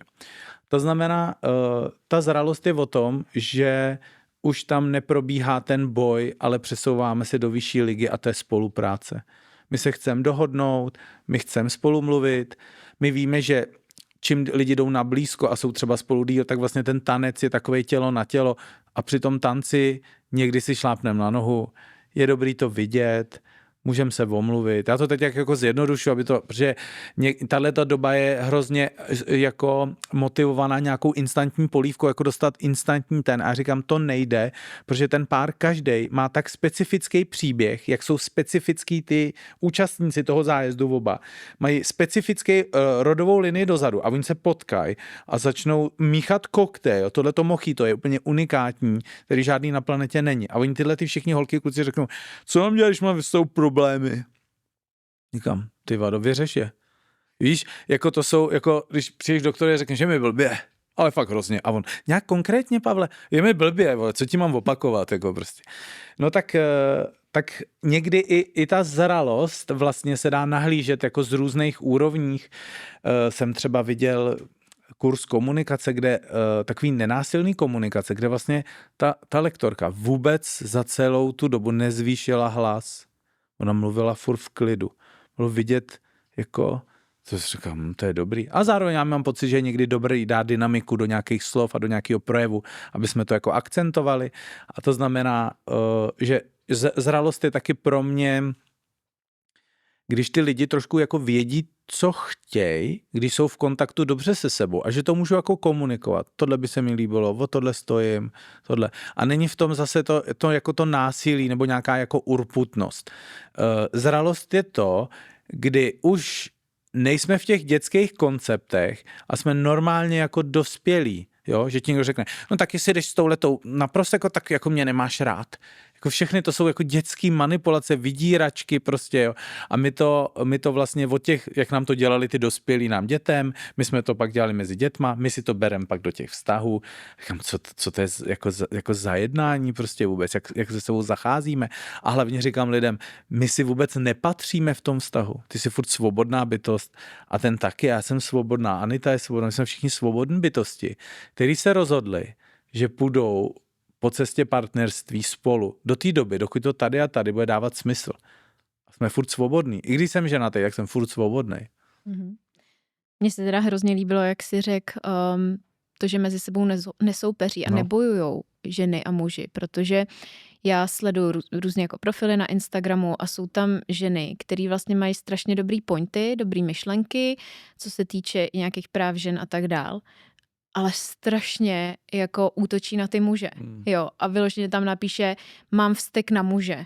Jako terapeutka napíše, mám vztek na muže obecně, jako máš vztek na všechny muže na světě a ve mně to jako vyvolává prostě takovej pocit, jakože tak proč, ale musíme pořád bojovat mezi sebou, protože to se někam nedostanem. To furt bude jako jeden je lepší než druhej nebo horší než druhej a mně přijde, jak kdyby to jako někomu vyhovovalo, že prostě mezi sebou budeme pořád bojovat. Jo, já myslím, že na tom je postaveno spoustu různých jako biznisů a platform a tak dále. Já chci jenom říct, že je úplně jako zdravý zase tady na obhajobu paní terapeutky nebo někoho, kdo je zrovna ve fázi, že došel do místa, že se vlastně, že si dovolí se hněvat na svoji mámu, na svýho syna, že si vlastně dovolí tuto, že na ženy, na muže, na život, na Boha, že já myslím, že v té vývojové fázi a uzdravování sebe jsou důležitý tyhle ty svobodné komnaty, že se můžu zlobit na kohokoliv, ale není to cílová destinace. Není to něco. Mám pocit, že spoustu žen se díky tomu třeba taky rozlobí a konečně a ten můj Ferda, to jak tohle může. A myslím, že to je jako velmi zdravý, ale že to není něco, co by mělo přesluhovat a mělo být nějakou finální instanc a že se nejde dál. Je to jenom něco, že si jako ulevíš, ten nervový systém si takhle jako odfoukne, může, on zjišťuje, že je vlastně svobodný, že může plakat, že se může zlobit, že nemusí nic vysvětlovat. On vlastně jako objevuje tu svobodu a tak mám pocit, že to je jako fáze, kterou bych taky přál spoustě lidem, aby si dovolili, že se můžou jako zdravě rozlobit. Mm-hmm. Je nějaký téma, se kterým v párovkách nebo i sami přichází nejčastěji muži, protože když jsem se bavila se svojí známou, která dělá kruhy, tak tam mi říkala, že muži chodí často s jedním tématem, tak jestli to máš taky takhle. Jo, já trochu cítím v tvé auře, co by to mohlo být, ale no, chlapíci chodí s různýma tématama. Žena si jich neváží, nedoceňuje to, co dělá, jo, to je prostě klasika. O tom psal už David Deida, že jo, že ta prostě ta ženská, otevřou se dveře a ten chlap říká, viděl jsem ten náš startup, lásko, šláplo to, máme první 1 000 000. Je to tady, prostě jsem to dokázal, 2 roky práce. A ona, koupil jsi to mlíko? Máš to mlíko? Psal jsem ti SMS-ku. Tak děti, poděkujte tatínkovi, protože prostě nemáme mlíko. A on tam stojí a to, jakoby, tak vlastně to uznání, že vlastně oni některý chlapy pro tu svoji chtějí být doma opravdu jako dobrý chlapy, ale ty, jako kdyby furt nestačilo to, co dělají. Jo, jako kdyby oni udělali tohle a vždycky jako hezký svetr, ale ty boty, no, prostě tě ta modrá, to už dávno letí. Takže, ale ty chlapi, kteří se někdy snaží o nějakou rehabilitaci, že jako míň pijou a víc sportujou, jo, a tak ona, stejně ta ženská se jako někdy najde na tom takový panenský ascendent, já jednu takovouhle odbornici mám doma, že jo, takže já jedu super a tady jsou 2% a ona, ale tohle si, a já, ty vado. Takže tohle je jako jedna věc a ty si asi ale narážela. Ještě jenom, já teda na to budu ještě navazovat. Mně přijde, že často muži vlastně ale neslyší ty pochvaly, jo, protože nám se přesně jako stalo, my jsme byli s Adamem v Itálii a já jsem ho celý dopoledne chválila. Jsem říkala prostě, jak je skvělý a tohle, jak to bylo skvělý, protože jsme byli bez synách, jsme si to užili, že jo. Pak jsme letěli zpátky do Mnichova, sednem do auta a to je prostě konečná. Jako když Adam řídí a já s ním jsem v autě, to je konečná. Tak já prostě říkám, co děláš, jako proč na něj tady, jako si viděl, že bude předjíždět. Já jedu konstantní rychlostí, nejedeš prostě, tak ti tam jak musíš zabrzdit. A teď já říkám, co to je jako do háje? A on, ty mě furt jenom kritizuješ. Jasně. A říkám, to je první kritika dneska. Já jsem celý dopoledne tě chválila, to už jsi jako zapomněl? No. Tak to funguje i opak, ne? No. Seš krásná a pak teda jako jednoho dne řekne, no tady ti ta trošku ofinka je taková zakrucená a konec. Emoce, totální výbuch, ahoj. Jo, no, jako, ono je to jako složitější, vlastně negativní předpojatost, jako taková vlastnost jako mozku, že vlastně, když je to OK, tak je to samozřejmý, takže Benísek bude nosit prostě 1 a 2, tak super, na to se ho neptáme, super, pak přinese 4 a bude rodinná porada, tak co Benny, co pak se stalo, jo, takže vlastně někdy jako vysíláme na frekvenci, že všechno je v pořádku, to mi taky jeden trenér prostě v tělocvičně, správce, výborný kamarád taky, jako byl takový divoký na jedné schůzce a říká, tyhle, jsme mu tak jako něco říkali, že tohle není objednaný, jste si nevšimli, jsou v okna hotový, tohle, podlaha, všechno je prostě, a vy si vždycky najdete něco, co jako nefunguje. A říkám, takže hele, představ si, že celá tělocvična bude perfektně uklizená a jenom v rohu bude nasráno. Jo, jenom taková maličkost, jinak všechno bude super. Myslíš, že jako chápeš, že část té pozornosti opravdu bude kotvit to, co nefunguje? Tak já jenom na tom jako ukazuju, že vlastně když to všechno jede, tak jsme standard, ale když nám někde jako ukápne ta kritika nebo něco, tak ten systém najednou úplně spozorní a celý to vlastně jako zakalí. Takže je dobrý vědět, že my vlastně na negativitu reagujeme úplně jinak, že to není vyrovnaný s tím pozitivním. Takže když ty chodíš, jako roky chodíš včas, na schůzky chodíš roky včas, jo, třeba bys měla zaměstnání, chodila bys včas, tak super, Janina chodí včas. 2krát přijdeš pozdě a všichni skancují, to je ta opozdělkyně, budeš muset zase přijít třeba 50krát včas, abys to vypláchla. My máme úplně jinak nastaven ten prohřešek vůči tomu, jako když to jako funguje. To je dobrý téma tohle. Pavle, můžeš teda rovnou navázat s tím, co jsi myslel, že myslím? Jo. Ty jsi asi myslela, že tam chodí s nějakým tématem intimity, sexuality a jak to doma máme. Ano, tak to je jako velký téma, jako jednotlivců samozřejmě i těch párů. Různý představy o tom, různý nálady. Sex je, to je omlouvací kapsička, to je motiv, tím se jako lidi udobřujou, to je to poslední, co jim někdy zbylo v tam si ulevujou, tam ventilujou, nebo se tomu úplně vyhybají, protože prostě jsou taky páry, který to mají jako v obráceně, jako že prostě spolu jsou, ale jako nežijou intimitou a ty je venku nepoznáš, řekl si, že to jsou krásní lidi, těm to sluší a oni ti řeknou, ale my už jsme leta neměli sex a je to v pohodě. Takže to je opravdu jako pestrobarevná jako oblast. Takže ano, choděj, takže jestli to bylo tohle téma, tak jupi, trefil jsem to. Jo, trefil si to. Já teda v té svý bublině, což jsou prostě maminky nebo rodiče s malými dětmi, tak často ty muži si stěžují, že nemají jako dostatek intimity. Tak měl by si nějakou radu pro tyhle páry, jak s tím pracovat po narození dítěte, kdy maminka je prostě přestimulovaná, přešahaná a poslední, co chce, když v 10 večer uspí to dítě, aby na ní šahal někdo jiný. Ježíš, úplně přesně mi říkala kamarádka, že má úplně bolavý prsa, že všude má nějaký škrábnutí, jen to. A pak přijde ten a jenom na ní dá ruku, když přijde spát, a ona nešaj na mě, už mě na mě nešaj. No, jako pojďme si říct, že já jsem slyšel takový jako staršího kolegu z branže sdílet, říká, hele, bylo by dobrý, aby jsme si všichni uvědomili, že jestli přichází na scénu jako rodičovství, tak si partnerství dá chvilku voraz. Je dobrý čerpat z toho, co všechno tam bylo. Je dobrý vědět, že jsme zažili horký chvíle jako ty vášnivý a že jsme viděli třeba párkrát byli na dovolených a bylo to super. Ale teď přichází takhle to rodičovství a to řekne trošku jako uhni, pojď na stranu. A ty mamky mají různý hormonální zálivky, koktejly, že jo, co já ti to budu vyprávět, co všechno ženy s tím můžou jako zažít. A já myslím, že na tohle jako je třeba být aspoň jako informovaný, já neříkám připravený, já nevím, do jaký míry se jde připravit, ale nastavený to očekávání, že nějaké věci se můžou změnit, že frekvence našeho sexuálního života se může hodně jako změnit a že tohle jsou vlastně velký témata do terapii. A ono je to rozdíl ještě mezi sexem a intimitou, projevovat si intimitu, pomazlit se nebo mít prostě sex, klasika, takhle. A oni někdy ty ženy jsou taky, mi říkají, že jsou jako citliví na to, jestli oni jsou jenom použitý jako madrace pro jeho úlevu, nebo jako dochází k tomu, že jako na té druhé straně vidět, že to potěšení má být nějaký na té druhé straně. A ženy, vy rozpoznáte spoustu věcí, který ty chlapi si ani nemusí uvědomovat, že to, a to potom, co děláš, já jsem chtěl, aby ti to bylo jako příjemný. Jo, ale spíš si sjel trochu na sebe, jako jo.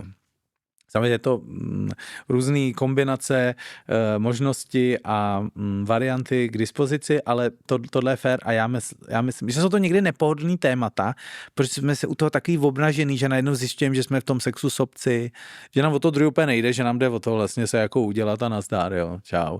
Takže to taky odkrývá nějak, jak je ta naše osobnost, psyché jako aktuálně třeba nastavená.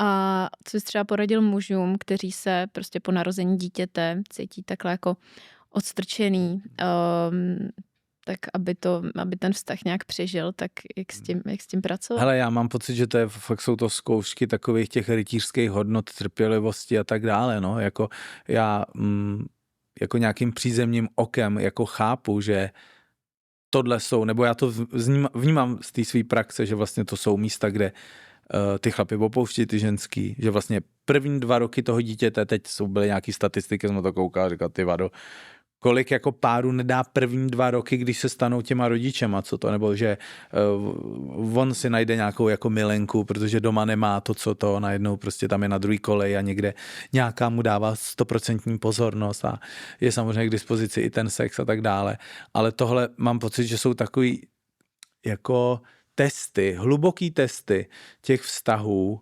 a že se tam jako třese s základama a tahá se za kořeny, jak jsou hluboký a jak moc to myslí vážně, protože prostě, takže jenom, že to je fakt jako velká prověrka a já nevím, co se dá jako vlastně poradit na to, že někdo bude fakt hodně zkoušený z vůle, z trpělivosti, z tolerance, z respektu, jako jo, z toho, že najednou jsme trochu odložený děti na druhý kolej.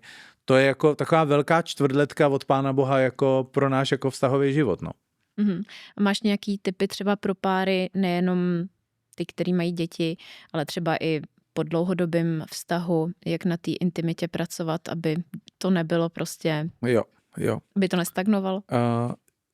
Já doporučuji a udělám to znovu vlastně knihu Ochočená touha od Esther Perel, fantastická terapeutka, která pracuje s párama, zabývá se prostě intimitou a sexualitou a vlastně jsou tam moc hezký jako úryvky toho, jak pracuje s tím párem, jak tam přicházejí ty daný lidi, co tam jako drhne, co on chce, co nedostává, co ona chce, co ona dostává, co dostávají, dej jim to hodně v posteli, pak jim to nejde mimo, takže moc hezký vlastně jako čtení, takže to je taková jako odpověď, že ať si lidi tady to ať si tohleto lidi jako opatřejí třeba a pak mi přijde, že je moc hezký některé věci jako sdílet a starat se o tu tématiku, než to přijde ještě odpověď k těm dětem, že vlastně takhle sedět, víš, ty těhotná 2. měsíc, nebo ještě předtím říct, když budeme dítě, tak mít vlastně trochu, co nás čeká, když ta maminka potom 8. měsíc, tak to asi není největší jako jízda, protože prostě je v nějakým jiném období, tak aby byli vlastně jako dopředu někdy informovaný, aby se o tom mluvilo, co se může dít, aby ta psyché, která pak trpí jednoho i druhýho, se mohla odkázat. Ale my jsme si to říkali, my jsme věděli, že na Mount Everest tady pak bude foukat, my jsme věděli, že nám možná dojde tady dech, že nám bude zima, jo. To znamená, že to není takový horúcí překvapení. A teďka k tomu, co dělat, jak to ozvláštnit. Hele, je to vlastně o tom, že lidi musí přinášet jeden nebo druhý nějaký nový impulzy do toho vztahu. A častokrát to vlastně kolabuje na tom, že my nemáme čas, že všichni hrozně pracujou, že jo, prostě všichni vydělat, dokázat, stihnou 4 práce, koupit si všechny auta, domy a takhle, když to jako přeženu, nebo aspoň udržet ten svůj rybníček nějak v pohybu, takže mít vůbec na sebe čas. A nový impulzy znamená, že jenom jako ty chlapi, který vlastně někdy, ať ona jako se snaží a přijde s nějakýma trikama, já jsem tady, já jsem připravený, já říkám, no ale ty, a ať to dělá ten, který tu kapacitu teď má, protože tady už někdy vidím ty uražený kluky a holky, ať on se snaží, já se budu snažit, až on ukáže první krok, jo. Říkám, takhle se to nestane, to znamená, pojď tam něco přinést a můžou to být jako malé věci, které vlastně ukazují, ty malé věci jsou důkazy toho, že o tu intimitu stojím, nebo že stojím o nějakou zimu, takže já když tam přicházím s něčím novým, to můžou být maličkosti plný, jako jo. Tak říkám, já vlastně o to stojím, já to chci podpořit, já to chci odzvláštnit. To je jedna věc. A pak mi přijde, že je dobrý vlastně jak se chodíme radit s profíkama na různý jako v oblasti, tak si myslím, že i tyhle ty oblasti už mají dneska fakt jako profesionály, který jako se zabývají jenom tím, jak trošku rozfoukat ten oheň jako ty vztahový vášně. Další takový téma, který v mý bublině se o něm hodně mluví, je to, že jeden z toho páru chodí na terapie a zajímá se prostě, posouvá se někam a ten druhej si myslí, že nemá co řešit. Jak vnímáš takovouhle vztahovou dynamiku a myslíš si, že z dlouhodobého hlediska to může fungovat? Myslím, že jeden z pár důvodů rozchodu jako lidí páru je to, že ti prostě ten jeden v tom páru roste a ten druhý zůstává a vznikne mezi nima prostor, který jako oni si pak nemají co říct. Ono se to zredukuje na malý prostor, kterýho je schopný se bavit ten, který je tady. Takže tenhle se vždycky přizpůsobuje té kapacitě toho, který má jako zúženější to pole, o čem může a jak může něco sdílet a jak může něco realizovat. A to tě přestane bavit, když jsi tady. Že ty bys chtěl parťáka tady z této oblasti. To znamená, růst je někdy, jako velký rozdílný růst partnerů je důvod taky někdy k rozchodu. Takže by to měla být i někdy jako výzva, kámo přidej, nebo to vlastně jako nemusíme jako dát. A ty jsi tam ještě měla něco a teď mi to jako vypadlo. No, jestli jakoby z dlouhodobého hlediska Jo. to může fungovat, když jeden se posouvá a druhýmu přijde, že nemá co řešit. Jo, to je jako už z podstaty toho, že druhý jako je hrozně v pohodě, ne to. Jako lidsky takhle říkám si, to je trochu blbý, že tam chybí tato sebereflexe, já nemám co řešit, já jsem hrozně jako v pohodě. A jenom jsem vlastně chtěl říct, že tenhle ten člověk si ho vybral, takže taková ta meta úroveň, převzít zodpovědnost, já jsem si tady prostě Fandu vybrala, jo, takže Fanda je můj výběr, nebo to bylo to, ale to neznamená, že my to spolu teda musíme doklepat. Bylo by dobrý jako vědět, že to není žádná jako povinnost, že vlastně dlouhodobý vztah je možnost, pokud to v obou jako vyhovuje, sedí, oba spolu rostou a ohřejvají ten oheň té společné filozofie toho krbu, jako nebo dávají mu jako nažrat. A když ne, tak je to taky jako o tom, že prostě vlastně ten jeho přístup, já nemám problém, já nemusím nic řešit, tím si jako volá o to, tak ty si najdi teda někoho jako jinýho, že vlastně je v tom i tohle, jo. Mhm. Děje se ti třeba to, že by muži chodili na tvoje terapie nebo workshopy, protože je k tomu donutila žena. Já si jenom vybavuju, že mi minulý rok přišla zpráva od jedné holčiny a psala mi, Jeni, prosím tě, nemůžeš mi dát kontakt na Pavla, já potřebuju, aby tam ten můj prostě jel s ním na ten workshop, jinak my se prostě rozvedem. Jo. A on jel, nevím už, jak to dopadlo, nebo nejel s tebou, ale s někým jiným. Vnímáš tohleto, že ty muži jsou k tomu jako dotlačený a má to vůbec nějaký efekt potom? Jo. No takhle, má to, ano, znám takový, co koupí jako voucher nebo takhle jako to. Je to znát, když ten chlap přijede ze svý motivace nebo když ho tomu dostrká ta žena. Někdy vy ženy zase umíte vidět za roh a fakt to někdy zachrání vztah, že oni jako se tam proberou a řeknou, ježiš, já jsem idiot, já dělám tohle tý svý. Takže nevím, bych to řekl, jako je 50% třeba možnost, že se někdo takhle jako probere, protože tam dostane tak nový impulzy, že se může chytnout za nos.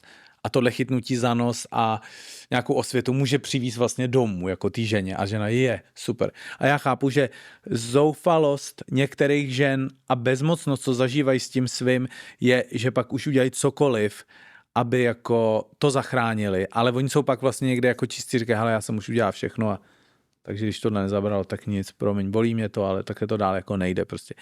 Ono je to totiž taky zajímavý z toho pohledu, že my opravdu jako hrajeme o čas, který nám jako tady zbývá. Jako my nevíme ani jako kolik, jo. A tak je hrozně zajímavý, jak moc si vážíme toho našeho života a v jaký kvalitě vztahový ho chceme jako prožívat, no.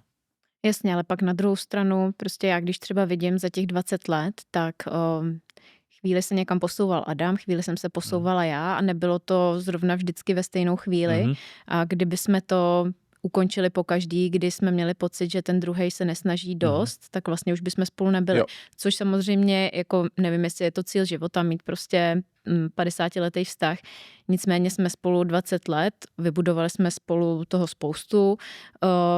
Jako i jsme se posunuli různým směrem díky tomu, že jsme měli support toho druhýho, což i zrovna před pár dny mi to právě tady po tom podcastu, který Adam natáčel, jak mi říkal, že vlastně je hrozně rád, že jsme tohle spolu všechno prošli, protože to, co jako dosáhnul, tak je i hodně jako díky mně a naopak, což já jsem si taky uvědomila, protože to, co zase mám já, on jde hodně do risku, což já ne, ale zase já bych vlastně neměla skoro nic, protože bych se vždycky bála do toho jít, takže jakoby má to nějaký smysl, ale kdy člověk pozná, hele, tady už je ta hranice a za tohleto už prostě nejdeme a je konec. Skvělá otázka. Já jsem byl v březnu se svojí ženou Anitou, jsme byli v Indii a tam jsme absolvovali jako hodně spoustu aktivit, cestování a tak a jedno bylo setkání s takovým vysokým lámou a nějaký jako učení hezký tam dával a říkal, vy na západě hrozně rychle jako ukončujete vztahy, když vám něco nejde. Jako vy, co se jako vezmete, tak chvilku jako někde to drcne a ona je nějaká divná nebo on tohle a vy to polepíte, že to je krize a vlastně jdete jako od toho. On vlastně byl proto, jako víc prozkoumejte, co všechno můžete ještě udělat proto, aby se to narovnalo, uzdravilo. Chvilku je to někdy taky, že jenom počkáš prostě, jo.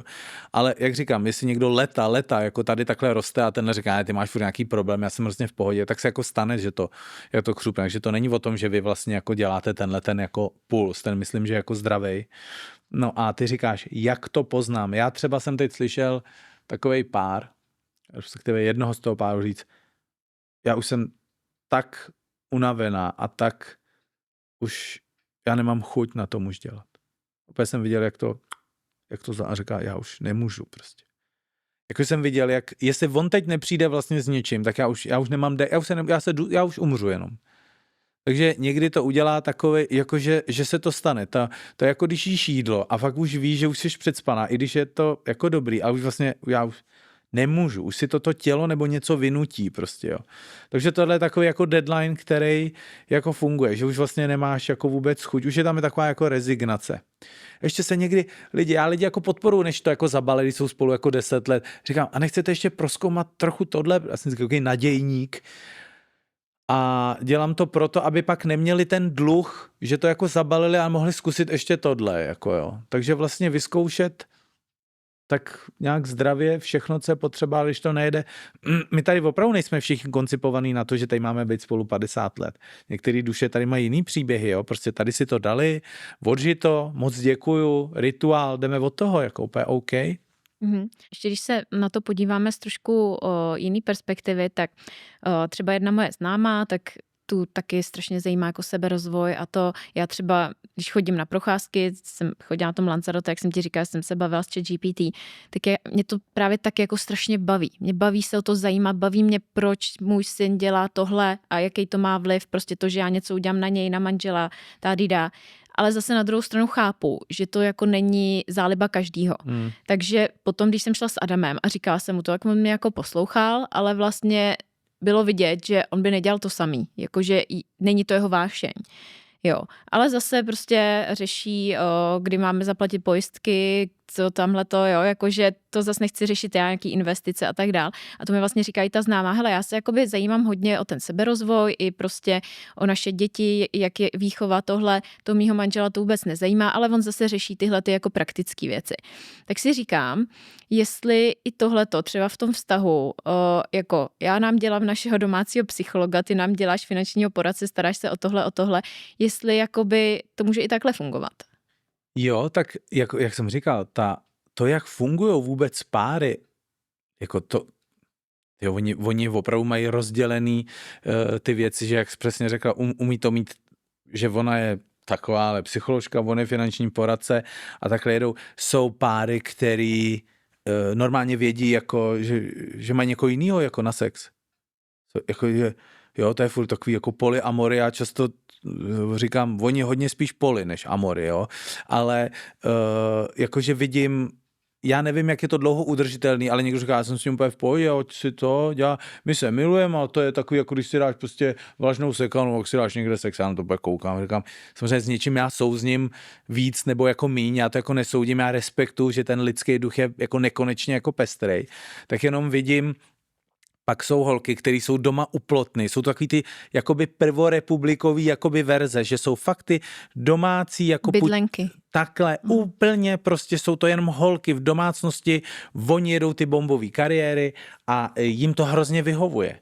Jo, těm chlapům i těm ženskám to hrozně vyhovuje, jako, nebo takhle se to tváří, některým to věřím víc, některým míň, OK, to znamená, ty koncepty jsou jako různý, jde o to, já se vždycky jenom těch lidí ptám, jako, a kde máte nějaký společný prostor, co vás jako zajímá spolu, co je jako to, kde je to, co ten váš vztah dělá vztahem jako toho muže a té ženy. A teď nechci slyšet sex, teď by mě vlastně zajímalo, co těm lidem jako zbyde, jako co vlastně jako jim zbyde, když teda je hotový teda účetnictví, co je hotový psychologie a co zbyde mezi tím mužem a ženou. Je to vlastně zajímavý v těch přátelstvích se na to podívat. To se furt řeší, jak hokej, jak zdražoval benzín, co situace, co politiko, jak volby. A říkám, dobrý, teď si to všechno řekli. A co mezi váma chlapi je teďka v tom přátelství? Co je to? A teď najednou jen takový chvíli, takovýho ticha, no tak jako, a teď, řekněte. A tam je takový zvláštní ticho, protože já myslím, že ten vztah je, tam jsou místa, které nejsou jako prozkoumaný, protože to i odkazuje trošku, jak my furt něco v našich životech řešíme a děláme, jo. A pak prostě jenom přijede Cháron, řekne nastupovat jedem.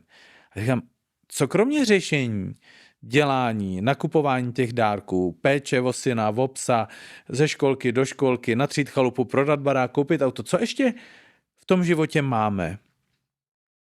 A tam je někdy takový, a tohle jsou pro mě hrozně zajímavý místa na nějaké jako rozjímání a na ukazování lidem, co ještě lidský život obsahuje, nebo co můžeš realizovat, kromě toho, že furt něco zařizuješ a někam směřuješ a tvoje nejoblíbenější destinace je tam a potom, až bude.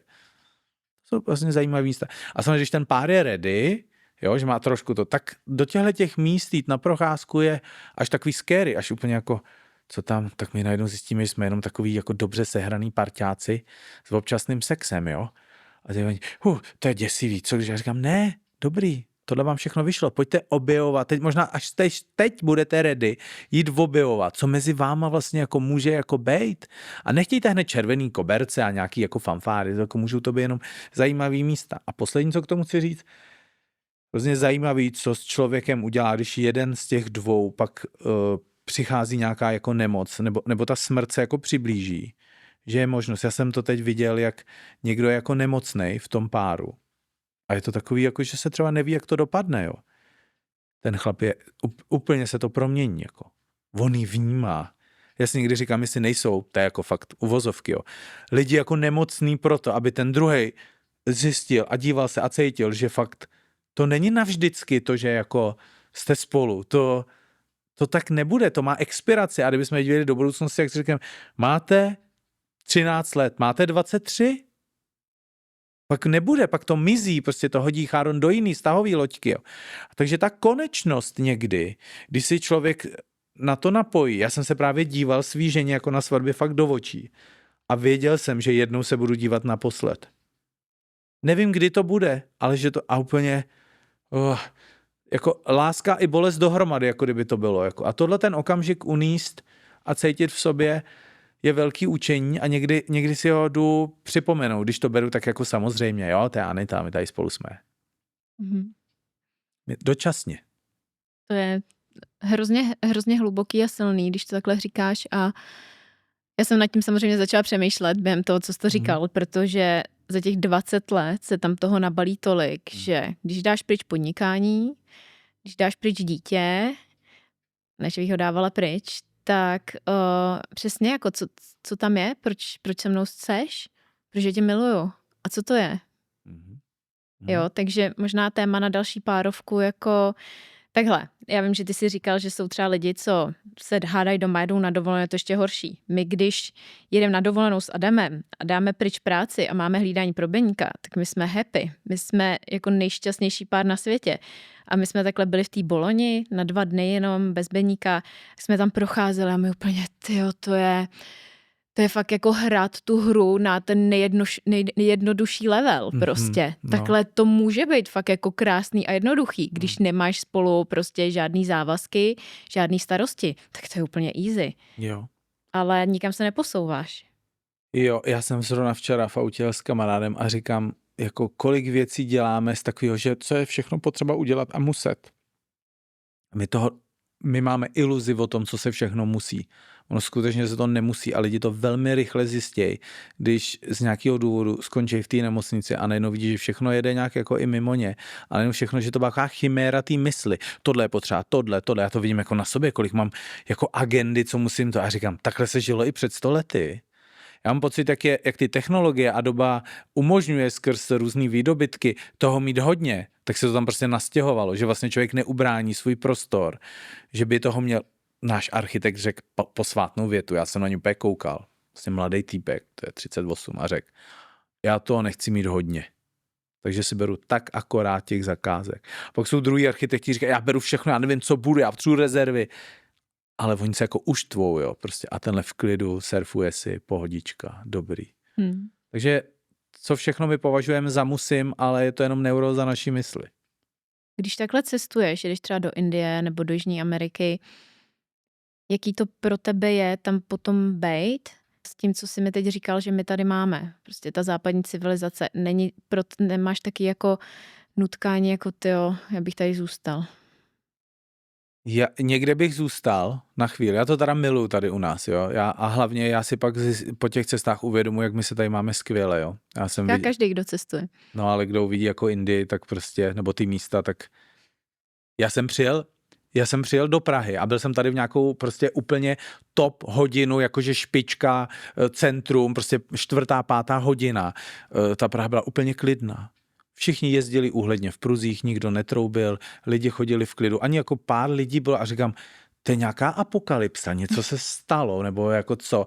A mně to došlo, že já jsem přijel z té Indie, kde to bylo peklo, prostě všichni přesto, kráva běžela, přeskočilý pes, týpek se vyhnul na motorce, kolo, tady do toho, všichni, a všechno se na milimetr takhle nějak stalo. Já jsem tam neviděl jedinou nehodu, jo, a říkám, psycho úplně.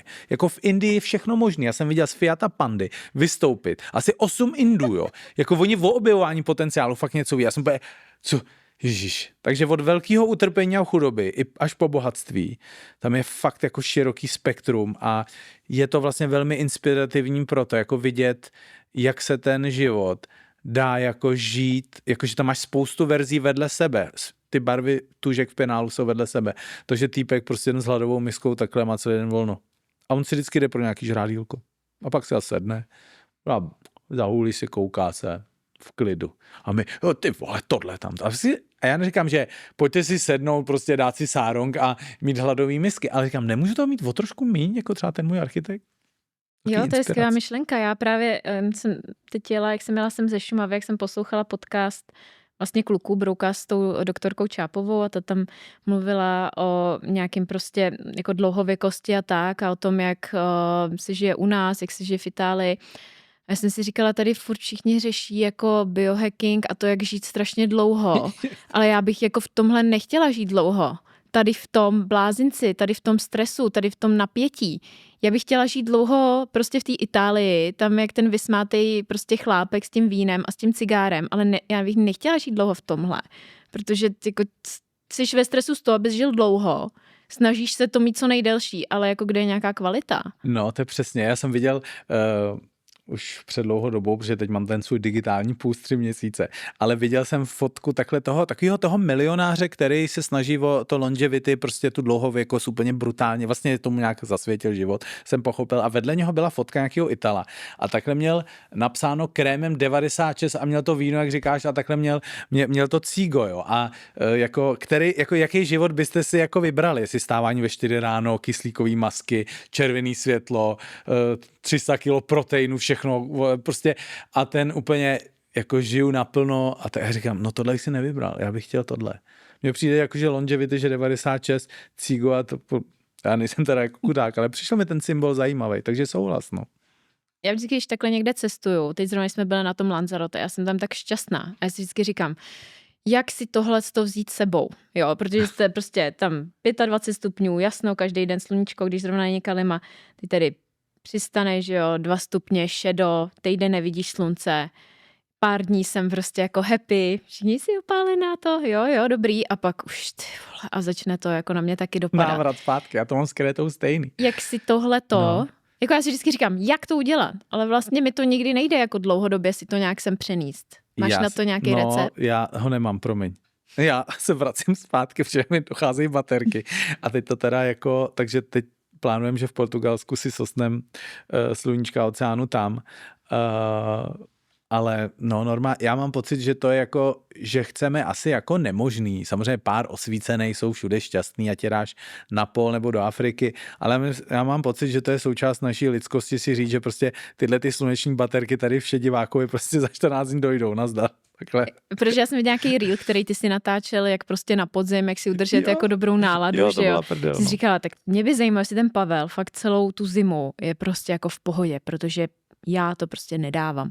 Jo, tak já samozřejmě se umím takhle jako nakopávat a mám okolo sebe krásný lidi a dělám si to pěkný, ale šedivá, když stanu a vidím tu temnotu, já teda stávám už za tmě na ty svý slavný meditace, ale pak ten šedivák. A když teďka bylo slunce, jenom jsem se měl a bylo protrhaný nebe, a říkám, jo, díky bože, je to tady, super, malý osvícení. Jako sleví s tou laťkou, trochu níž, asi vděčná za kus modra, no. Ale já myslím, že to je dobře, protože my si pak úplně jinak vážíme, jako když se to, jako úplně jinak oceníš, když máš pak krásný den tady.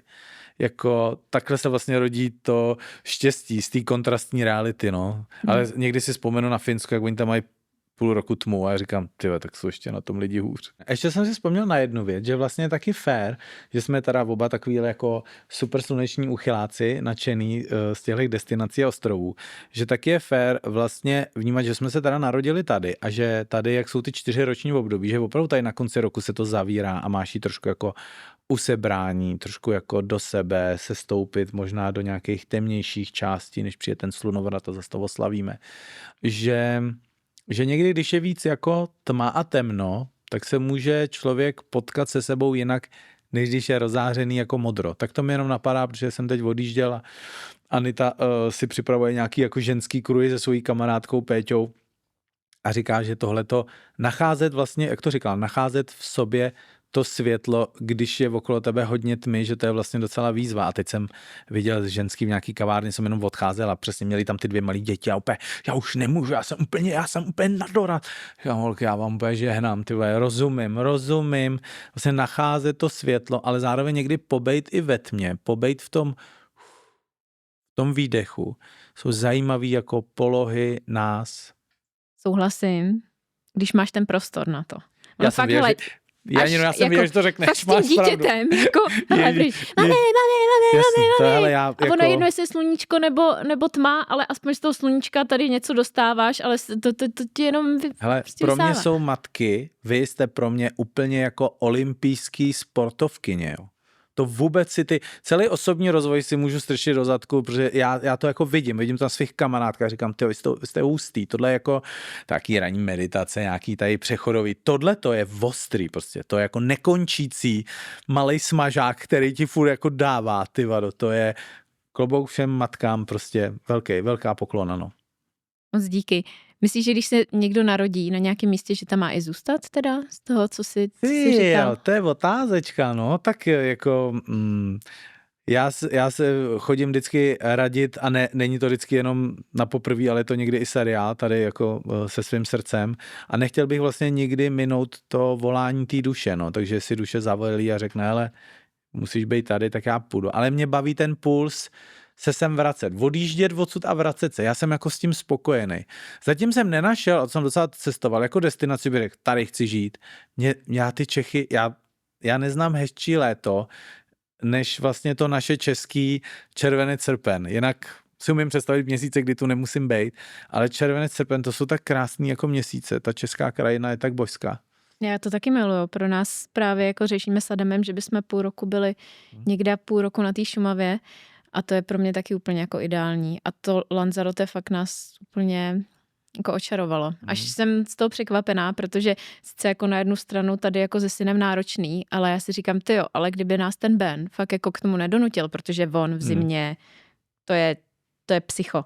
Teď jsme na něj prostě byli 3 a všichni jsme byli vyřízený. Jo, že já jsem natáčela podcast s vojáčkem, tam jsem si stěžovala, jak jsem unavená. Tam, co si máte stěžovat, na co máte být unavená, teď vy máte všechno. První jako neví, co mám a za druhý jako neví, co mám doma. No. Za dítě. Intenzivní. Takže já jsem říkala, hele, on kdyby nás nedonutil, tak my ten krok jako neuděláme. Kdyby byl v pohodě v zimě, tak já tady budu nějak jako přežívat. Ale prostě my se jako neodhodláme k tomu, takže všechno je k něčemu dobrý a nás to úplně mega jako žené. Fakt si tam něco najít, protože je to pro nás pro oba jako utrpení. Velký parťák, on vlastně s tebou, on kope za tebe. Jo, jako jakože jo, slunečník malý. Musí na to člověk takhle koukat. No, takže já si to jakoby úplně nemyslím, že tam musíš zůstat tam, kde jsi se narodil, protože já už to cítím od té Austrálie, že mě to prostě táhne, mega mě to táhne k tomu oceánu a nevím proč. Já prostě, když jsem u oceánu, tak já si říkám, já bych klidně mohla zítra umřít. Tohle to je to ono. Tak ta prána, ta energie, to tam, ale ty jsi citlivá, takže to cítíš, ty načítáš, to je prostě, no. Já věřím, že jsou fakt prostředí, kde se rozjímá nebo provozuje bytí a spokojenost úplně jako jinak náročně, než, já nevím, na Václaváku uprostřed prostě. Rozhodně, ale pak jsou lidi, kteří to tady milujou a kteří by prostě u toho moře žít nechtěli. Tak si jenom říkám, že mi spousta lidí říkala, musíš se naučit to mít tady ráda, musíš se naučit být šťastná všude. A vlastně je to 13 let, já se to učím od té Austrálie a pořád jako spíš mě to vrací k tomu, ale jako nemusíš. No To právě, je jak když zasadíš prostě kytku, která má být na slunci, jak ji zasadíš do stínu, do úplně blbý hlíny, tak jako nauč se mít ráda tu hlínu prostě. Přesně, nauč se mít ráda brokolici, když ji někdo nenávidí, nebo máš na něco alergie, nauč se. No, to já myslím, že takový znásilňování, že samozřejmě lidi to asi myslí někde jako dobře, pokud by nám nic jiného nezbývalo, tak se to budu učit, ale pokud mi něco jiného zbývá, tak se to klidně učit nebudu. Děkuju za potvrzení toho, co cítím. Když se vrátíme ještě k těm vztahům, máme ještě chvilku. Když jeden partner cítí, že ten vztah stagnuje, ale zároveň prostě nechce to ukončit. Jo, co je ten jakoby první krok, co by měl udělat, nebo co by měli společně udělat, aby prostě do toho nehodili vidle. Protože já vím, že ty pořád opakuješ, jako nemusíte spolu být 10 let, nemusíte spolu být celý život. Na druhou stranu jako cítím, že kdyby my jsme jako při každý krizi do toho hodili vidle, tak jakoby bylo by to zbytečný, protože jsme to překonali a posunulo nás to. Když viděl, že nás to neposouvá, tak to je něco jiného, ale já vnímám ten vztah jako příležitost růst. Naprosto. Mně první věc je stagnace. Když někdo řekne stagne, tak by bylo se ptát, jestli i ten druhý to tak vnímá. Jestli to je pocit jednoho, a říká, to je jeden plný bomby, co děláš, jo. To znamená, že je hrozně zajímavý vidět, čemu někdy ta stagnace, čemu tak vlastně konkrétně říkáme, protože za mnou přišel nějaký trenér z fitka a říká, já roku stagnuju.